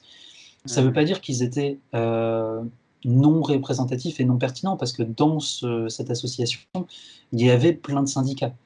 Et en fait, on aurait pu, d'une certaine manière, c'était un peu une intersyndicale, mais de fait, ils n'avaient pas le statut. Et Ouais, donc c'est ça, ça. c'est un gros débat en fait qui se pose aujourd'hui, c'est de dire, en fait, c'est très bien là, cette tambouille à faire des associations, des regroupements, etc. Mais peut-être qu'il faudrait clarifier un peu les choses. Et Hmm. là, encore une fois, c'est pas surprenant de voir qui revendique ça, à savoir des euh, groupes professionnels, en tout cas des syndicats, des collectifs, des associations qui sont issus de groupes professionnels, qui sont très organisés, qui sont déjà dans une démarche très collectiviste et qui Mhm. en fait ont plein de raisons pour dire non mais là il faut que la gestion elle soit faite de manière un peu plus rigoureuse. Moi c'est ce que j'ai appelé dans ma thèse la formalisation en fait, en opposition à l'informalisation qui est cette espèce de tendance à la responsabilisation de soi et tout rabattre sur des situations individuelles. Et donc là, on parle de quelles associations, de quel collectif précisément? Bah, moi, enfin, l'exemple que je prends, parce que je suis désolé pour eux, parce que on a l'impression que je tape sur eux, mais c'est pas le cas. Pour moi, le cas le plus saillant, c'est la SGDL, dans le sens où, euh, à la fois, c'est vraiment une association qui a des revendications et qui va défendre ses auteurs, mais en même temps, Hmm. qui, pour ma part, va vraiment mettre en place une forme de politisation qui va être très dans l'informalisation, qui ne va pas défendre la mise en place d'élections professionnelles, qui ne va pas défendre une régulation très forte de l'activité, euh, Hmm. alors que d'autres, au contraire, vont être plus dans cet ordre-là. Par exemple, la Ligue des auteurs professionnels, Hmm. c'est à mon avis extrêmement symptomatique le fait qu'ils aient décidé de devenir un syndicat. Hmm. Justement, pour moi, c'est vraiment je me trompe peut-être, hein, encore une fois, j'ai pas. Là, c'est des projections par rapport aux résultats de mon enquête. J'ai pas mené l'enquête de manière très rigoureuse depuis 2018, mais les discussions que j'ai pu avoir avec eux, j'ai l'impression qu'ils sont justement dans cette tentative de formalisation des choses. Et le fait qu'ils passent d'une association à un syndicat, pour moi, c'est Hmm. vraiment ça. Et donc là, on est un peu sur deux oppositions. Après, il y a des cas qui sont plus intermédiaires. Le SNAC, que j'ai beaucoup suivi dans le cadre de ma Oui. thèse, il est dans une posture un peu intermédiaire. Et c'est pas surprenant parce que dans le SNAC, il y a plusieurs métiers et plusieurs groupes professionnels différents. Donc le SNAC, c'est le Syndicat national des auteurs et compositeurs. Donc dedans, il va y avoir des gens qui travaillent dans le cinéma, il va y avoir donc des compositeurs de musique, enfin, des gens qui travaillent dans la littérature, des gens qui travaillent donc dans la bande dessinée. Et alors moi, je me suis concentré sur le SNAC bande dessinée, donc vraiment la branche bande dessinée, qui, en tout cas tout au long de mon enquête, était peut-être le groupe qui demandait le plus de formalisation, qui demandait le plus de régulation collective de l'activité. Alors évidemment, je le disais tout à l'heure, hein, ça reste des professionnels qui ont cette tendance à la responsabilisation de soi, et donc des fois ils vont échouer un peu dans cette demande de régulation collective, mais néanmoins c'était ceux qui poussaient le plus dans ce sens-là. C'est fort probable, si je faisais l'enquête vraiment dans tous les groupements du SNAC BD, que d'autres groupements peut-être n'auraient pas du tout la même démarche, la même ambition. Et effectivement, quand on regarde sur le site internet du SNAC, Dans deux lorsqu'il y a sections eu du SNAC, ouais, parce que tu as dit deux sections du oui. SNAC BD, mais... Ah oui, pardon, d'autres sections du SNAC, oui, c'est D'accord. mon erreur. Non, dans d'autres sections du SNAC, je pense que c'est pas la même chose. Et par exemple, si on regarde le site internet du SNAC en général, suite à la publication du rapport Racine, on voyait des tribunes signées par des membres, des personnes du SNAC, en tant que membres du SNAC, dire ah quand même les élections professionnelles c'est un peu un faux problème parce que ça amène à se poser la question de qui est professionnel ou pas, etc. Et il faut nous laisser la possibilité de définir nous-mêmes qui est professionnel. Ce qui pour moi est le signe d'une résistance très forte à la formalisation. C'est vraiment laissez-nous les choses, enfin laissez-nous gérer les choses comme on entend. Et en même temps, dans le dernier communiqué qui a été publié par le SNAC il y a quelques semaines, là, le discours était beaucoup plus pro-élection professionnelle, d'une certaine manière, où, sans dire forcément les élections sont la seule solution pour permettre la gestion des artistes-auteurs, là, la posture était beaucoup plus nuancée en disant bah, écoutez, oui, effectivement, des élections professionnelles, c'est hyper intéressant. Par contre, il faut réfléchir à la manière dont c'est fait. Et donc, nous, on se met à la disposition pour réfléchir à ça. Donc voilà, je pense qu'il y a des tensions internes selon les professions. Non pas parce que telle profession serait intrinsèquement réfractaire au fait d'avoir des élections professionnelles, mais parce que telle profession égale telle forme d'organisation du travail qui, elle, pour le coup, va donner plus de raisons d'aller vers de la régulation de l'activité, ou au contraire, elle a plus de raisons pour avoir cette espèce d'informalisation où finalement, laissez-nous gérer les choses dans notre coin, on s'en sort pas plus mal. D'accord, ok. Donc ça explique, c'est vrai que dernièrement, il y a eu pas mal de débats, on va dire, entre la Ligue des auteurs et le Hum. SNAC, hein, et peut-être le SNAC en général, et pas le SNAC BD. D'après ce que tu dis, on voit que les gens du SNAC BD sont très proches finalement des positions de la Ligue. C'est quasiment la même chose ou il y a des subtiles différences? Je pense qu'il y a quand même des différences que malheureusement je ne peux pas vraiment documenter dans le sens où, comme je disais, hein, mon étude s'est arrêtée finalement Hmm. quand la Ligue a commencé. Donc il faudrait vraiment rentrer dans le détail. Là où il y a peut-être une différence quand même qui me semble évidente et peut-être majeure, c'est sur la stratégie de représentativité, on va dire. C'est très mal dit le mot, mais j'en trouve pas de meilleur pour le moment. Mais donc voilà, à prendre avec des pincettes. Mais en tout cas, ce que je trouve intéressant à distinguer, c'est que du côté de la Ligue, la démarche, c'est vraiment de dire le problème, il est collectif à l'ensemble des artistes-auteurs. C'est-à-dire de sortir des particularismes, Mhm. d'avoir une démarche qui va consister à dire l'ensemble des artistes-auteurs sont réunis dans une même catégorie et c'est pas pour rien. C'est parce qu'ils sont réunis par une manière de rémunérer qui est celle du droit d'auteur. Et Mhm. de fait, à cause de ça, on a des problèmes professionnels qui sont en fait des problèmes communs. On a un seul et même problème. Et donc, il faut le défendre collectivement. Et donc, faisons en sorte de nous unir au-delà de toutes les branches et de revendiquer des choses communes. Donc voilà, c'est une approche très avec une volonté de désingularisation extrême et immédiate. Partir vraiment du haut. Au Snack BD, la différence, c'est la démarche va être plutôt de dire, effectivement, on a des problèmes communs, et quand on arrive à se mettre d'accord sur ces problèmes-là, on va les revendiquer ensemble, mais ça ne nous empêche pas d'avoir aussi des problèmes professionnels singuliers, Mhm. et donc on va défendre les intérêts, nos intérêts singuliers dans le milieu de la bande dessinée, non pas pour se créer des avantages et les conserver, mais pour réussir à obtenir des acquis sociaux qu'on va essayer ensuite d'élargir et on va essayer d'en faire profiter à d'autres. Et effectivement, le Snack BD, sa position a toujours été de défendre les artistes auteurs professionnels de bande dessinée et ensuite après d'aller se greffer sur d'autres mobilisations pour en fait faire évoluer en fait les différents avantages qu'ils ont eu.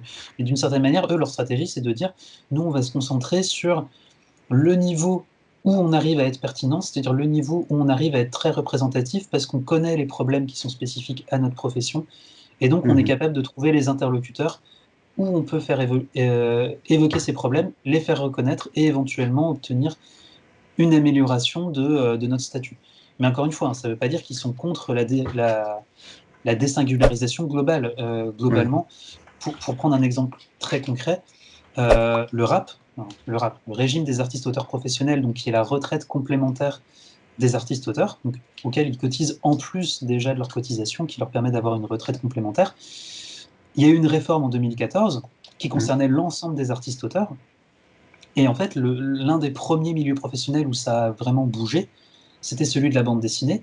Pour toutes les raisons que j'évoquais tout à l'heure, c'est un milieu très professionnalisé, avec des gens qui sont dans une forme de solidarité très forte, donc qui ont réussi à se rendre compte très vite que le problème les concernait tous dans le milieu professionnel. Et ils se sont dit, nous, c'est pas possible d'accepter ça, donc on va se mobiliser dans notre profession.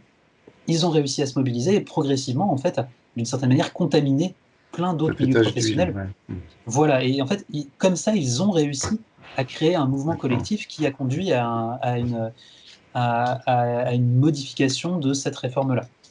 Donc voilà, en fait, Ouais. la stratégie est un peu différente, mais globalement, l'objectif, enfin, je pense qu'ils ne sont pas en désaccord profond sur l'ambition générale, quoi. Alors, oui, donc, bon, je ne sais pas si on peut dire que si historiquement il y a des stratégies qui sont plus efficaces que d'autres. En tout cas, tu pointes le fait que pour le rap, ça a marché. C'est la stratégie de la tâche d'huile qui a marché plutôt que celle de prendre le tout globalement au départ. Ce que je trouve paradoxal, c'est que finalement, le Snack BD est une section du Snack qui est une organisation qui s'occupe de tous les artistes auteurs et qu'eux sont plus dans la défense de droits un peu plus particuliers, c'est ce que je veux dire. Alors que bon, alors que la Ligue, c'est quelque chose qui s'est créé, enfin peut-être je dis une bêtise, mais au départ sur les auteurs de BD, à partir des auteurs de BD. Euh, Plus ou moins. Mais en fait, c'est très intéressant la création de ces deux entités parce qu'elles sont symptomatiques du paysage de l'époque où elles ont été créées. Mhm, C'est-à-dire que le Snack BD, la section, elle a été créée en 2007, à un moment donné où il y avait déjà une association qui existe toujours à Angoulême, qui s'appelle l'ADABD, l'Association mhm, des auteurs de bande dessinée, qui justement refusait d'être un syndicat. Pour les raisons que d'accord. j'évoquais tout à l'heure, voilà, cette singularisation de soi, refus de la régulation, etc. Il y a un groupe d'auteurs et d'autrices qui se sont dit non, là, il y a un problème, nous, on veut faire remonter une volonté de régulation à l'échelle de l'ensemble de la profession, donc il faut se constituer en syndicat. Sauf qu'à l'époque, c'était des personnes qui n'avaient jamais mis un pied dans le militantisme et qui n'avaient pas du tout cette expérience-là. Et Mhm, de fait, je ne vais pas refaire l'histoire, mais le milieu de la bande dessinée qui avait été très syndiqué dans les années 50-60, s'était complètement désyndicalisé à partir des années 80. Donc il n'y avait plus d'expérience. Donc concrètement, j'ai fait des entretiens passionnants avec les gens de l'époque qui me racontaient à quel point en fait, ils ont été toqués à la porte de tous les syndicats pour dire, bah voilà, nous on veut faire ça, est-ce que vous nous accueillez et qu'est-ce que vous nous proposez? Et en fait, ils ont jeté leur dévolu sur le snack parce qu'en fait, ils sont tombés sur un endroit qui leur fournissait ce qu'on appelle en sociologie des activités de support. En fait, juste des gens qui permettent, grâce à des connaissances techniques ou juste voilà, par des moyens, en fait, fournissaient enfin, un cadre dans lequel le groupe pouvait très vite exister et très vite agir. mhm. Et donc voilà, en se rendant compte qu'il y avait un juriste qui était confirmé et très compétent, qui était déjà en fait en discussion avec le CPE, enfin qui était déjà en fait dans toute cette sphère-là, ils se sont dit bah voilà, là on a en fait une entité qui peut déjà nous accueillir et qui peut nous permettre d'agir très rapidement. Et de fait, Mhm. dès la première année, le Snack BD a fait une première action à Angoulême, c'était en 2008. En plus, là, c'est aussi l'agencement des astres qui fait que cette année-là, c'était Lewis Trondheim qui était Grand Prix à Angoulême, donc l'année d'avant. Donc il a pu aussi créer des espaces pour donner la parole à ce groupement-là. Bref, voilà, donc c'était très, très lié à ce contexte-là. La Ligue, elle s'est créée dans un tout autre contexte, à savoir celui où il y a déjà des syndicats qui sont existants, où il y a cette affaire du rap qui a créé une agglomération entre certaines professions, en fait, qui se sont rendues compte qu'elles avaient un problème commun, et d'autres Mhm. professions qui traînaient un peu les pieds en disant non, mais nous, c'est pas ça notre vrai problème, nous on s'en fiche un peu du rap. Là, encore une fois, c'est des gens dont c'est pas l'activité principale, qui en fait se préoccupaient pas vraiment d'avoir des cotisations en plus, dans le sens où c'était pas là dont ils tiraient la majorité de leurs revenus. Ça ne les handicapait pas Oui, d'avoir des oui, bien cotisations sûr. supplémentaires. Donc voilà, en fait, c'était un contexte complètement différent où des métiers se réunissaient, Mhm. notamment au sein du CPE, essayaient de dire il faut faire une action collective. Sauf que dans le CPE, il y avait toute une partie de personnes qui n'étaient pas du tout disposées à s'engager dans ces actions-là. Donc il y a eu une espèce d'explosion des représentativités. Donc il n'y avait plus un CPE qui unissait tout le monde. Chacun essayait dans son coin de faire évoluer les choses dans le sens qui leur paraissait pertinent. Et Mhm. donc il y a eu notamment côté bande dessinée deux groupes, côté bande dessinée et illustration, deux métiers, en fait, là, deux groupes professionnels qui se sont réunis et qui se sont dit, mais nous, on a un intérêt vraiment commun, c'est notre métier, c'est notre profession à plein temps. Il faut qu'on se réunisse et il faut qu'on crée quelque chose, en fait, pour, d'une certaine manière, remplacer ce CPE qui n'est plus pertinent pour représenter les intérêts que nous, on a. Donc ça, c'était quelque chose qui a traîné pendant tout le moment où je faisais mon enquête, où en fait, il y avait voilà, vraiment une recomposition, où on essayait de voir mais avec qui on peut s'associer, avec qui il faut surtout pas s'associer, au contraire. Mhm. Et il y avait cette idée un peu de créer une super guilde qui, comme les guildes aux États-Unis, permettrait de défendre les intérêts des professionnels du livre. Et donc, en fait, pour moi, la Ligue, c'est un peu l'aboutissement de cette réflexion-là, qui est de dire, on va créer quelque chose de nouveau, surtout pas se mettre sur quelque chose d'existant pour marquer vraiment une différence par rapport à ce qui a été fait. Et effectivement, en fait, c'est pas lié au milieu de la bande dessinée uniquement, mais c'est vraiment la conjonction entre le milieu de la bande dessinée et le milieu de l'illustration, Mhm. et des illustrateurs et illustratrices jeunesse. C'est vraiment la conjonction, en fait, de ces deux milieux-là. C'est pour ça que la présidence a été longtemps faite à deux têtes avec Denis Bajram, qui venait vraiment du milieu Mhm. de la bande dessinée, qui avait créé les États généraux, qui avait été l'un des membres fondateurs du Snack BD, et de l'autre côté, Samantha Bailly, qui avait été à la tête de la charte des illustrateurs et illustratrices jeunesse. Voilà, il y avait cette réunion-là, en fait, mais avec ce contexte différent qui est de recomposition des représentativités, qui fait que pour eux, c'était beaucoup plus rentable de créer ex nihilo quelque chose de vraiment nouveau, qu'ils ont créé une association au début parce que je pense que Mhm. c'était plus simple, mais Ouais. à force de réussir à attirer vers eux un ensemble de personnes qui se reconnaissaient dans leurs revendications, bah, ils ont réussi de toute évidence à réunir suffisamment de moyens pour pérenniser leur activité, recruter une directrice générale qui est juriste et qui justement permet maintenant d'avoir cette activité de soutien qui permet de faire Mhm. vivre cette ligue et ce qui leur permet aujourd'hui de devenir un syndicat. Mais alors, le problème de la Ligue, enfin, qui me paraît être un paradoxe structurel, c'est que donc, en fait, ce sont deux professions qui avaient des problématiques, enfin, ou des manières Mm. d'aborder les choses proches, donc l'illustration et la BD qui sont mis ensemble. Et maintenant, ils veulent élargir à tous les artistes-auteurs, mais quand on voit ce qui s'est passé au CPE et même au SNAC, c'est-à-dire que les autres artistes-auteurs n'ont pas forcément la même vision des choses, Mm. et que donc, ça s'est jamais produit qu'il y ait une jonction de tous les artistes-auteurs pour... Donc, bon, enfin, cela dit, je trouve ça très méritoire d'essayer de le faire quand même, hein. Mais est-ce que c'est est-ce que, enfin, est-ce que c'est possible? Bon, t'as pas de boule de cristal, hein, mais, C'est ça. euh, voilà. Alors là où ça me paraît poser problème, au-delà de Mm. l'intention qui me paraît très bonne, c'est que par exemple, donc là je reviens sur les AAA, donc il y a un collectif, bon Mm. peut-être tu pourras en parler à la limite mieux que moi, parce que moi j'arrive, je suis pas sociologue, même si je suis acteur, je suis peut-être du coup une personne très mal placée pour en parler. Euh, on a essayé, bon, bah là, qui est un peu, ça paraît un peu absurde maintenant, mais on a essayé de mettre en place un boycott du Festival d'Angoulême.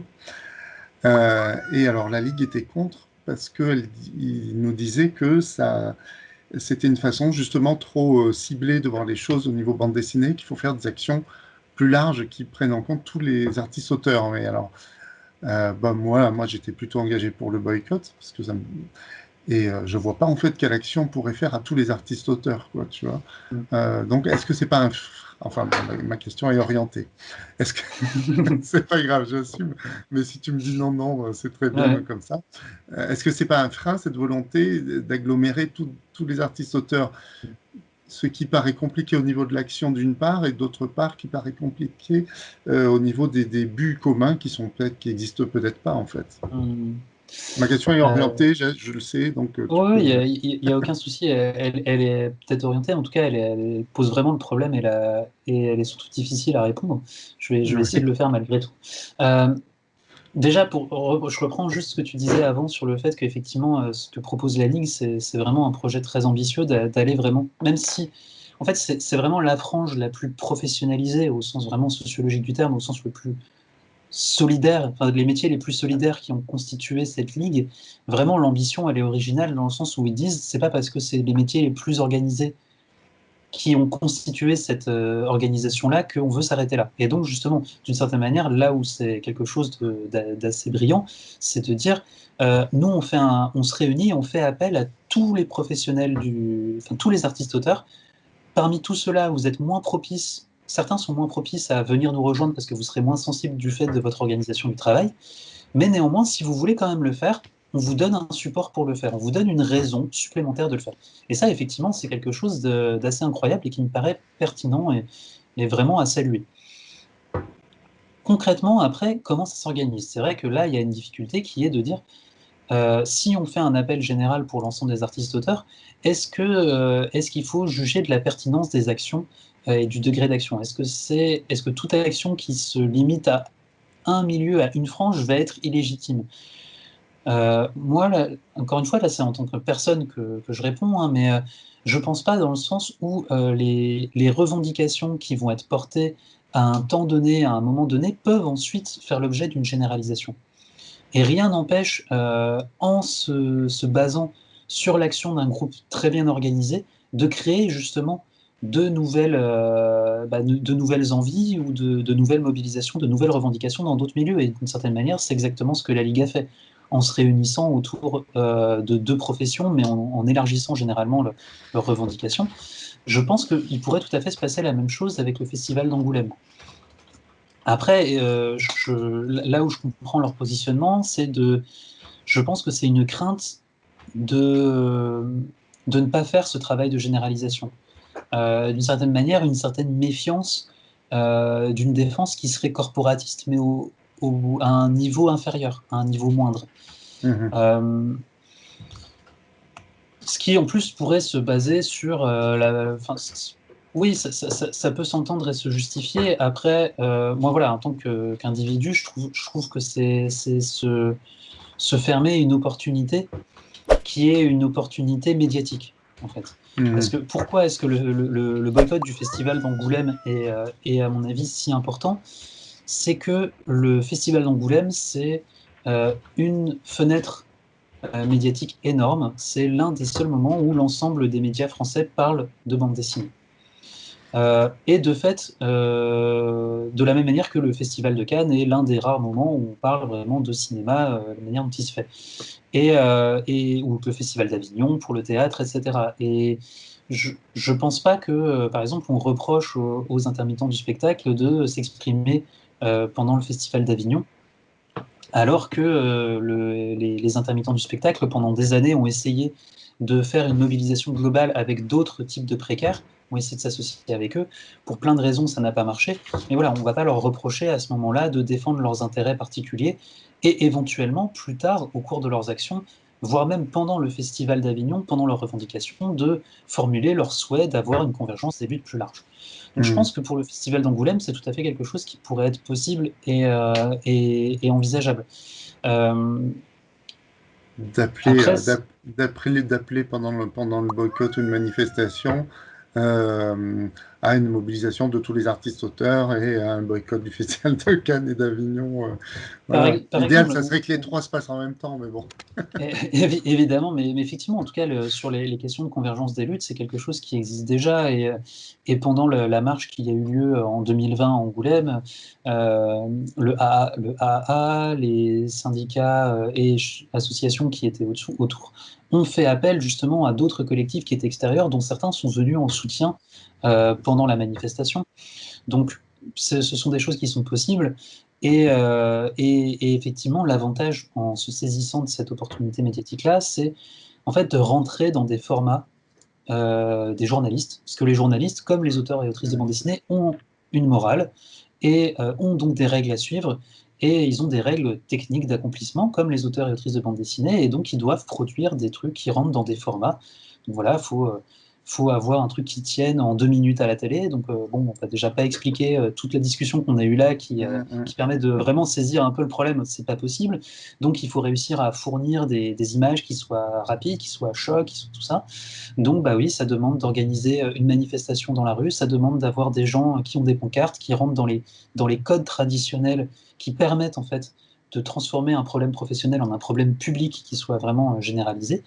Et le fait est que Angoulême fournit un tel lieu pour ça, de la même manière que le Salon du Livre le fournit, que le Festival d'Avignon, que le Festival de Cannes, etc. Est-ce que ça vaut le coup de se priver d'une de ces opportunités-là sous prétexte qu'elle serait trop spécialisée? Personnellement, individuellement, je trouve ça dommage. Après, sociologiquement, c'est très intéressant à analyser les débats qu'il y a là-dessus, mais c'est une autre Oui, oui. question. Après, mais de toute façon, je veux dire, bon, après, on va parler d'autre chose, mais enfin, peut-être pas pendant des heures encore. Mais, il n'y a pas de, comment on dit, il y a pas de manifestation qui réunisse tous les artistes-auteurs, donc on ne pourra pas mettre en place un truc. Voilà, donc on est forcément obligé d'agir sur tel festival de telle profession, puis sur tel autre, quitte effectivement, comme on dit tout à l'heure, à appeler. Ok. Bon, Juste un point pour ça, ouais. pour juste moi aussi pourquoi est-ce que j'affirme ça, hein, c'est pas que si c'est moi en tant qu'individu, mais c'est aussi basé sur des choses que j'ai observées. Je vous prends un autre exemple, Nuit debout. Alors ça paraît très loin, ça a l'air Oui, tellement justement, gros tout ça. je voulais te poser des questions sur des exemples historiques. Est-ce que ça part justement d'un groupe Bah, professionnel ou est-ce qu'il y a un mouvement qui est tout formé de la bah, cuisse de Jupiter qui englobe tout le monde qui bah, prend en charge justement, le truc? ouais, c'est Donc, vraiment intéressant Nuit debout pour ça, parce que en fait, c'est vraiment un moment où l'objectif c'était la convergence des luttes. Sur la place de la République, tout le monde n'avait que ce mot-là à la bouche, et donc c'est très vite créé un groupement artistes-auteurs debout. Ouais, je crois que c'était ça, artistes-auteurs debout, et avec vraiment voilà cette volonté de faire communiquer l'ensemble des artistes-auteurs. Et en fait, le jour où il a fallu aller manifester, donc dans la rue, vraiment la manifestation collective de l'ensemble de Nuit debout, où il y avait une partie artiste-auteur debout, concrètement, sur les 20 personnes présentes, 15 étaient des auteurs et autrices de bande dessinée. Et c'est pas pour rien, en fait. C'est juste que ce sont les personnes qui étaient déjà inscrites dans des réseaux de solidarité, qui étaient déjà inscrites en fait dans des formes de politisation corporatiste visant la régulation générale, qui, en fait, étaient déjà disposés à faire de l'action collective. Alors, effectivement, ils étaient réunis sous un panneau collectif artiste-auteur, mais de fait, si on regarde un peu la sociologie de ce groupe-là, c'était des auteurs et autrices de bande dessinée. Hmm. Donc, d'une certaine manière, rien n'empêche. Enfin, là, ce sont des questions de stratégie de manifestation. Néanmoins, moi, ce que je constate, en tout cas, de mes observations et même des travaux d'autres personnes qui m'ont précédé, c'est que pour faire naître un mouvement social, ça se base toujours sur des réseaux de solidarité et qui s'ancrent, en l'occurrence, dans des solidarités professionnelles. Le fait est qu'il y a des groupes professionnels qui ont des réseaux de solidarité plus denses, plus forts, et effectivement, ça aide à ça. Donc, moi, voilà, en tant qu'individu et citoyen qui a envie d'avoir des groupes professionnels qui puissent s'exprimer, en tant que Hmm. sociologue par ailleurs, mais là, en tant que sociologue presque militant d'une certaine manière, je vois l'intérêt d'avoir une régulation collective de l'activité plutôt que de rester dans de l'informel. Donc moi, j'aurais envie de dire, autant laisser la possibilité à ces groupes plus constitués, ces groupes professionnels plus constitués, autant leur donner l'occasion d'avoir des revendications et de les inciter ensuite à élargir ces choses-là c'est ça. voilà, avoir après un impact plus général, quoi. Mhm. Ok. Est-ce que si tu as encore 5 minutes, Mhm. enfin peut-être ça, on n'a pas beaucoup parlé du rapport Racine et d'élection de représentants, alors sans décrire point par point et analyser le rapport Mhm. Racine. Ouais. Peut-être qu'on peut juste évoquer la façon d'où il sort, qu'est-ce que c'est, Ouais. pourquoi, et évoquer un de ces points qui me paraît, qui est très présent tout au long du rapport quand on le lit, c'est cette fameuse élection de représentants professionnels. Et alors, quand les AAA, donc j'en parle parce que je Mhm. connais, ont rencontré des représentants du cabinet du ministère de la Culture. Cette question a été tout de suite évacuée, en fait. On nous a dit, ah oui, mais ça amènerait vers un statut de salarié de l'artiste-auteur, et les organisations ne sont pas d'accord entre elles là-dessus, donc le sujet n'est pas mûr, donc c'est évacué. Voilà.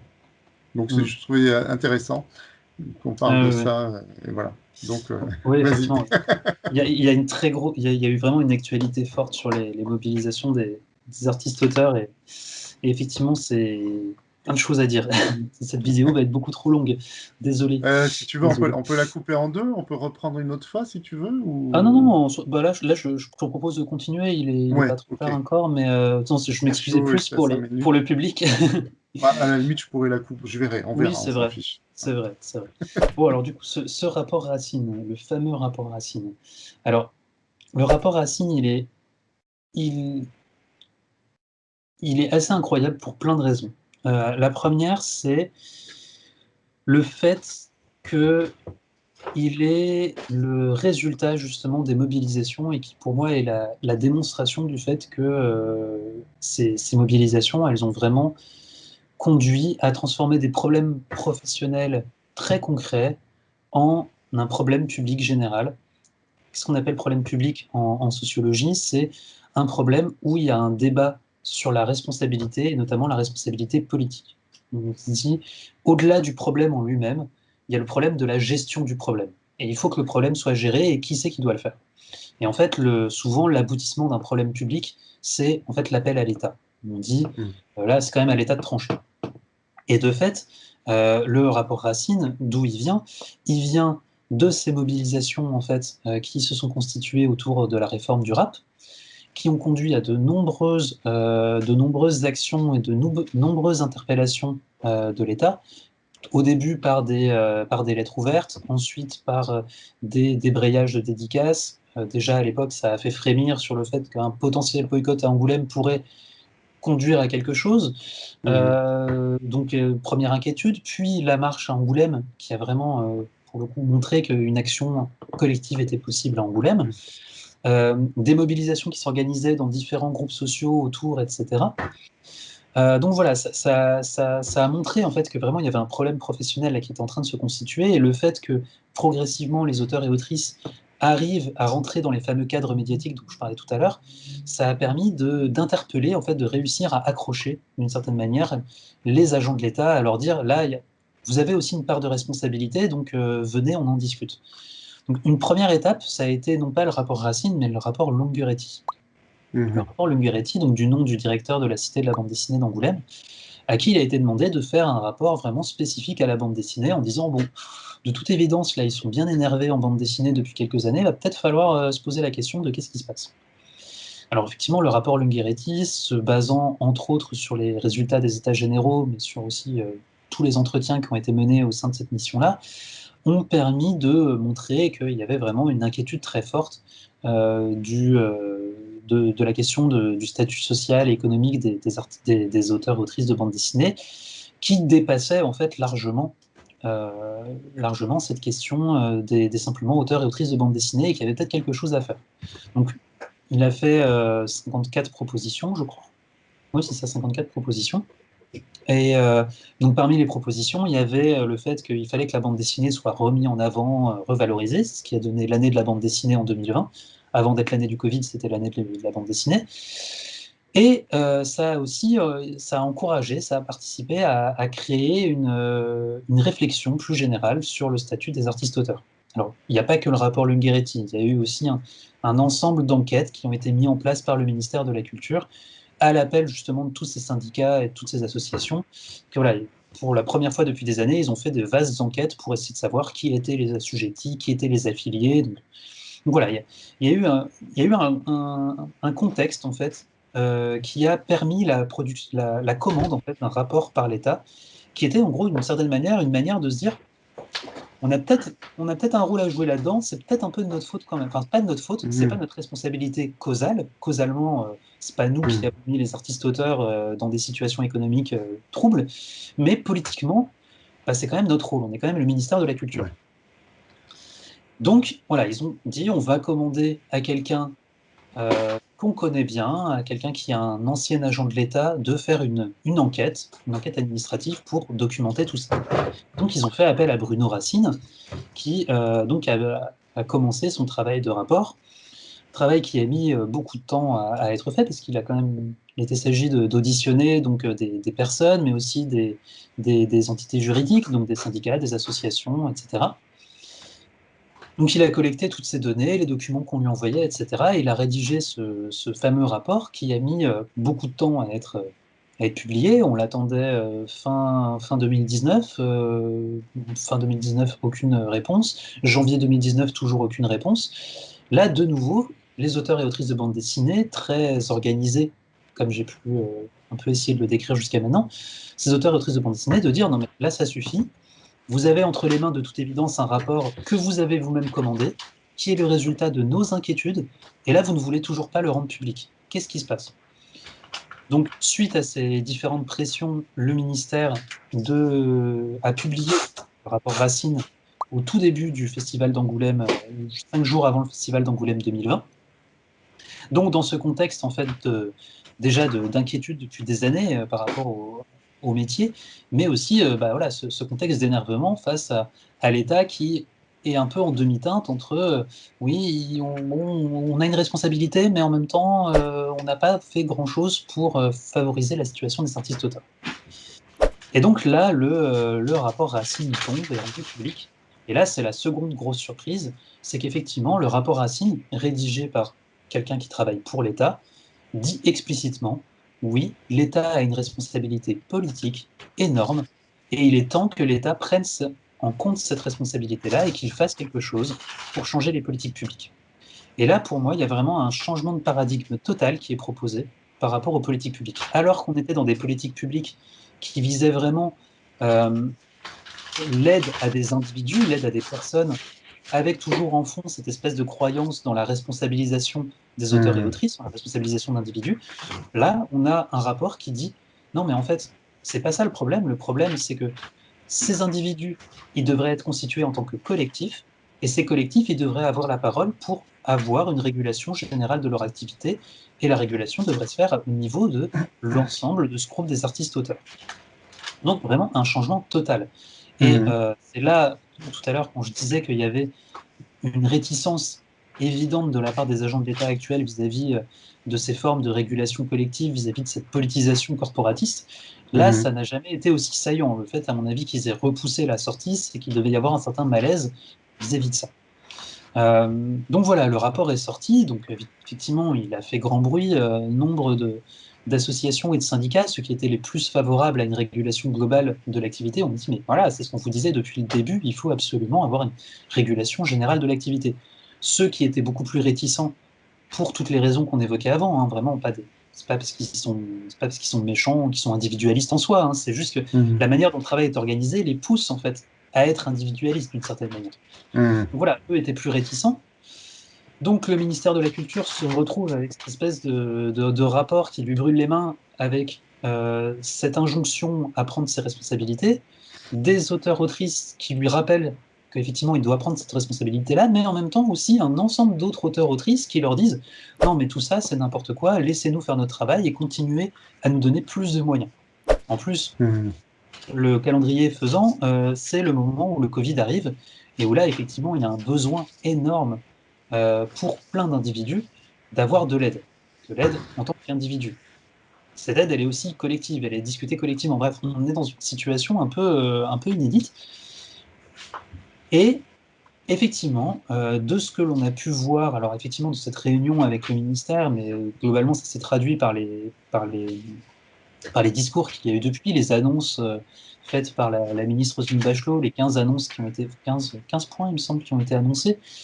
Le Ouais. fait est que les propositions qui sont faites sont essentiellement des propositions qui sont effectivement des formes de politisation, hein, dans le sens où oui, il y a bien un problème politique et effectivement l'État a une responsabilité, sauf que cette responsabilité politique, elle, elle consiste à assumer le fait que, à naturaliser, à rendre naturel le fait que c'est quand même toujours, au fond, la responsabilité des individus qui doivent Mhm. prendre en charge leur situation. Et effectivement, bah, ils sont dans des situations difficiles parce qu'il y a le Covid, parce qu'il y a la précarité économique, etc. Donc on va leur donner des béquilles, on va leur donner des moyens pour égaliser un peu les chances dans tout ce bazar-là.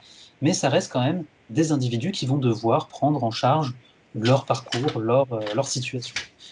Et pour moi, ça, c'est vraiment le signe profond d'une réticence déjà de l'État vis-à-vis de cette régulation collective, mais surtout le, la démonstration du fait qu'il y a quand même une réticence très forte chez un grand nombre en fait d'artistes-auteurs Mhm. qui, par le simple fait d'exprimer ça, en fait, donnent des raisons à l'État de dire ah non non non mais vous voyez vous n'êtes pas d'accord entre vous, donc ça montre bien que vous n'êtes pas un collectif, un corps. Donc Mhm. voilà, tant que vous ne seriez pas mis d'accord, tant que vous n'aurez pas, en gros, vous seriez pas accordé sur le fait qu'il faut des élections professionnelles, nous on va pas le faire à votre place. Donc voilà, en gros, ils refilent la responsabilité, Mhm. encore une fois. Alors cette fois, non plus totalement sur les auteurs, autrices individuellement, mais sur les groupes d'auteurs et d'autrices. La Et représentatif, ouais. c'est là que, voilà, et c'est là que je trouve que c'est un peu malhonnête, mais là c'est en tant qu'individu que je parle et en tant Oui, oui. que citoyen, c'est de me dire, en fait, ça serait tout à fait dans les attributions de l'État de dire, justement, on a pris acte du fait que on fait face à des milieux qui sont organisés d'une certaine manière, dont la réalité de l'activité fait qu'ils ont très peu de chances, en fait, de s'engager dans des postures revendicatrices de collectivisme. Mhm. Or, nous, en tant qu'État, on reconnaît que le fait d'avoir une régulation collective, ça peut avoir des retombées positives sur les groupes, mais aussi sur les individus. Et donc, on mettra en place des élections pour les aider, en fait, leur donner des raisons supplémentaires d'agir collectivement. Ça, c'est une volonté politique que, de toute évidence, ils ne sont pas prêts à faire. Voilà, moi, je le regrette parce que par rapport à mes positionnements politiques, par rapport aux résultats que j'ai pu avoir dans ma thèse, je vois les effets positifs que ça pourrait avoir. Mhm. Par ailleurs, en plus, ça me montre à quel point, de toute évidence, l'État ne va pas forcément, enfin, les agents de l'État ne vont pas forcément prendre acte des résultats des recherches en sciences sociales. Alors, bon, pas ma thèse en tant que telle, évidemment, je viens à peine de la finir, elle est pas rédigée pour être diffusée largement, donc ça serait absurde de dire vous n'avez pas lu ma thèse, vous l'avez pas appliquée.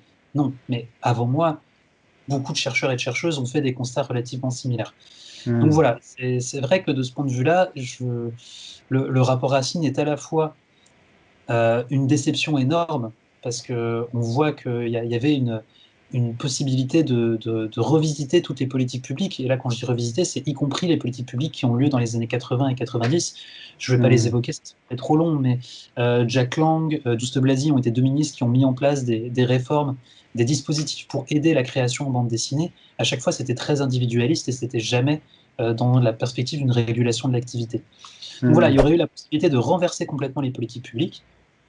Ça n'a pas été le cas, on peut le regretter. Néanmoins, pour quand même être sur une note un peu plus positive, c'est très encourageant qu'un rapport commandé par l'État puisse envisager un tel bouleversement des politiques publiques. C'est-à-dire qu'on est dans un contexte où les associations, les syndicats sont suffisamment organisés pour faire remonter ce genre Mhm. de choses. Parce que concrètement, Bruno Racine, ce qu'il a fait, c'est qu'il a repris, il a synthétisé les documents qu'on lui a proposés et qu'il a trouvé pertinents. C'est Concrètement, il ça. a trouvé pertinent les documents qui lui ont été remis par la Ligue, par le SNAC, par différents autres organismes qui justement ont exprimé cette volonté d'avoir une régulation collective. Donc voilà, D'accord. effectivement, c'est décevant, mais n'oublions pas l'avancée quand même qui existe et qui est véritable, quoi. Bien sûr. Euh, Qu'est-ce que ça changerait pour toi? Parce que moi, j'ai très peu de compréhension de ces trucs-là, et ça me paraît important. d'avoir des élections professionnelles pour des auteurs de BD. Est-ce que ça remettrait en cause le statut d'artiste-auteur? Quoi dedans? Ouais, ça, c'est quelque chose que j'ai du mal à comprendre. Pourquoi est-ce que ça remettrait le statut d'artiste-auteur en cause? L'élection professionnelle, tout simplement, ça permettrait à avoir une représentativité, une légitimité, en fait, d'accorder une légitimité particulière à des personnes chargées de faire remonter la voix des artistes-auteurs. Alors, effectivement, Ces représentants professionnels élus, ils sont quel statut? C'est pas un syndicat, c'est quoi? Ils sont élus à bah, quoi finalement? À alors, part en à fait, discuter avec le alors, ministère. c'est là tout l'enjeu et tout le problème, c'est que les syndicats, donc, ils seraient élus, en fait, pour intervenir dans une commission particulière ou dans un centre particulier, un espace qui serait un espace dédié à la consultation de la part de l'État, mais qui serait aussi un espace qui permettrait des accords interprofessionnels. De la même manière que ce qui existe entre le SNE et le CPE, qui donne lieu à plein d'accords professionnels qui sont extrêmement importants, hein, qui ont une traduction très concrète et très pertinente. Là, l'idée, ça serait de généraliser ça, mais au niveau supérieur, au niveau des artistes-auteurs. Donc Mhm. voilà, l'idée, ça serait d'organiser des élections entre tous les syndicats qui souhaiteraient participer pour que chacun puisse envoyer un, deux, trois membres dans ce comité-là, qui serait chargé de faire remonter les voix. Alors effectivement, ça peut poser plein de questions sur le décalage qui pourrait se créer, c'est-à-dire que, comme je le disais, les milieux professionnels les plus organisés sont plus susceptibles d'avoir des revendications corporatistes, collectivistes, mais ce Mhm. sont aussi les plus susceptibles de voter, de Eh s'organiser oui. pour voter. Ouais. Donc techniquement, il y a de fortes chances pour que soient envoyés dans cette commission-là des gens qui soient le plus propices à une régulation collective. Des Donc gauchistes. des gauchistes, exactement, des terribles gauchistes. Donc, effectivement, là, je pose la question sincèrement, même si moi, je serais très favorable à ça. En tant qu'universitaire sociologue, je suis forcément très gauchiste. Mais non, blague à part, ça pose effectivement une question sur la représentativité de la profession et des envies d'autres artistes-auteurs. Donc, ça pose des questions en fait de démocratie qui sont pertinentes. Sauf que pour l'instant, en l'état, ce qui est choisi comme solution, c'est d'évincer les élections, Mhm. d'annuler complètement les élections, donc d'annuler en fait des formes de démocratie formalisée, on va dire, sous prétexte que peut-être cette démocratie pourrait ne pas marcher. Ce qui est un petit peu surprenant. Après, effectivement, ça posait la question sur est-ce que ça ne rapprocherait pas encore davantage les artistes-auteurs du statut de salarié. Comme je le disais tout à l'heure, concrètement, le statut d'artiste-auteur, c'est une fiction de salariat. C'est-à-dire qu'on a fait semblant qu'ils étaient salariés pour leur permettre d'avoir une couverture sociale. Ça n'a pas fait débat. Tout le monde était Mhm. tout à fait d'accord pour ça, parce que ça leur a permis justement d'avoir une couverture sociale en échange d'une cotisation moins élevée. En quoi ça poserait problème? Là, vraiment, je pose la question, je n'ai pas de réponse, hein, mais en quoi ça Mhm. posait problème de poursuivre cette fiction de salariat pour en fait faire reconnaître le droit du travail, enfin de faire reconnaître en fait un droit du travail, de faire exister un droit du travail pour les artistes-auteurs. En gros, les artistes-auteurs, leur activité pour l'instant, elle est régulée par le Code de la propriété intellectuelle, le CPI. Mhm. CPI qui a été créé, en fait, si on remonte un peu l'origine, c'est la loi du 11 mars, 11 mars ou 11 mai, peu importe, 11 quelque chose, 11 mars, je pense que c'est mars, 11 mars 1957, qui justement avait pour objectif de créer un peu un repère sur la propriété intellectuelle. Et concrètement, ce droit-là, il se contente, il se limite à gérer des questions de propriété. En gros, il se pose la question des résultats du travail et de l'exploitation du travail des artistes-auteurs, avec cette grille-là de c'est une propriété qu'il faut rémunérer. C'est devenu complètement évident et complètement naturalisé. On ne remet pas ça en cause. Et pourtant, à l'époque, Mhm. il y a eu vraiment un gros débat et on s'est posé la question sur le fait que peut-être en fait, il faudrait poser la question autrement et plutôt que d'envisager ça comme une propriété, voir le résultat, plutôt penser au travail qui a conduit à amener la création de cette œuvre qui a conduit à une propriété. Et donc, il y a eu tout plein de débats dans les différents ministères pour s'interroger sur peut-être la mise en place d'un, comment, d'un dispositif juridique différent qui ne serait pas tant du droit de la propriété que du droit du travail. à l'époque, c'était pas du tout évident, c'était pas du tout naturel et rien n'empêcherait en fait de remettre en cause ça. Je dis pas que c'est la bonne solution, je dis pas que c'est la bonne chose à faire, j'en sais rien, surtout que je suis pas juriste et que Hmm. voilà, on pourrait imaginer, enfin, j'imagine que les juristes pourraient imaginer plein de choses qui ne font pas du tout dans le sens des artistes-auteurs.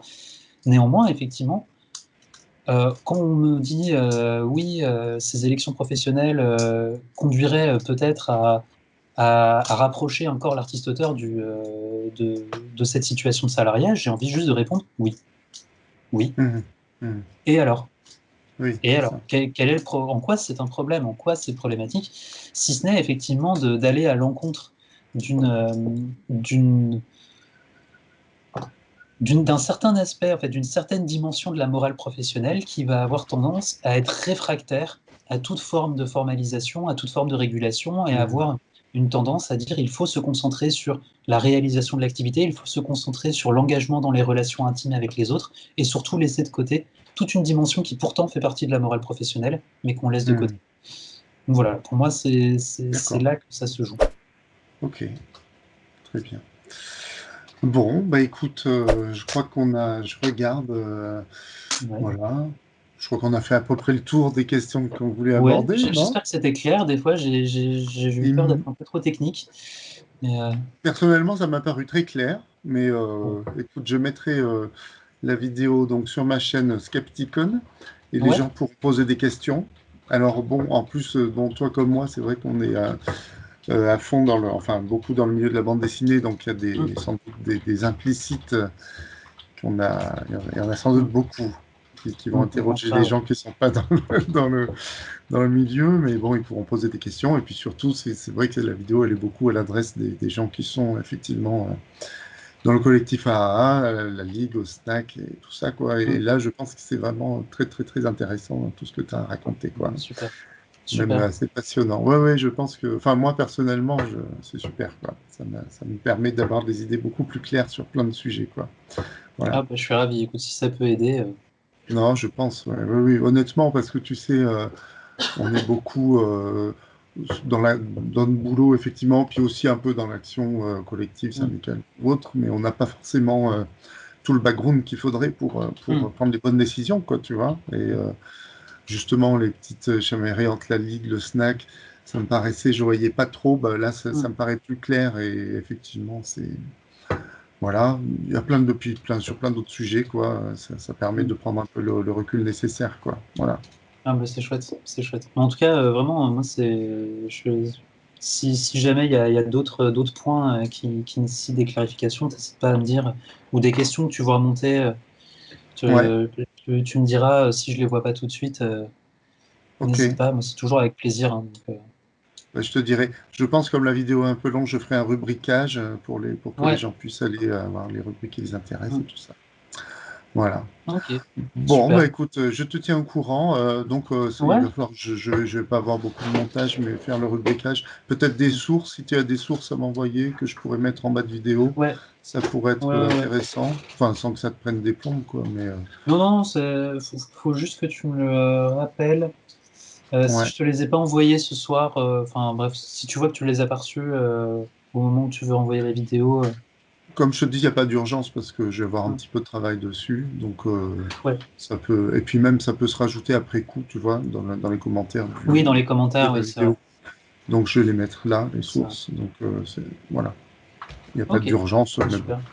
si c'est pas dans 6 mois, ça va.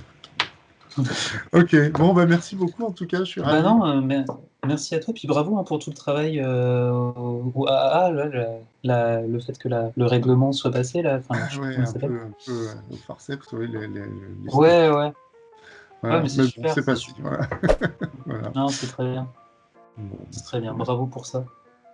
Eh bien, merci, bravo pour ton travail. Ta thèse, la soutenance, elle n'est pas visible quelque part? Il y avait une vidéo. Non, non, malheureusement, en fait, on n'a pas le droit. Ah, on n'a pas le droit. En fait, elle est publique, mais on n'a pas le droit de l'enregistrer. Pour des Ah, questions que d'accord. j'ai pas compris. Non, non, donc seule la thèse est disponible en ligne.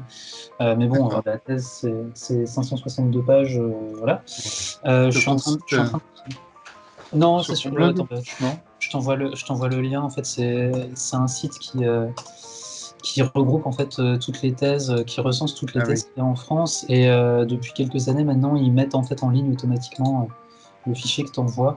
Attends, voilà. Mais ce que je vais essayer de faire, normalement, je devrais avoir fait ça dans les 2-3 semaines.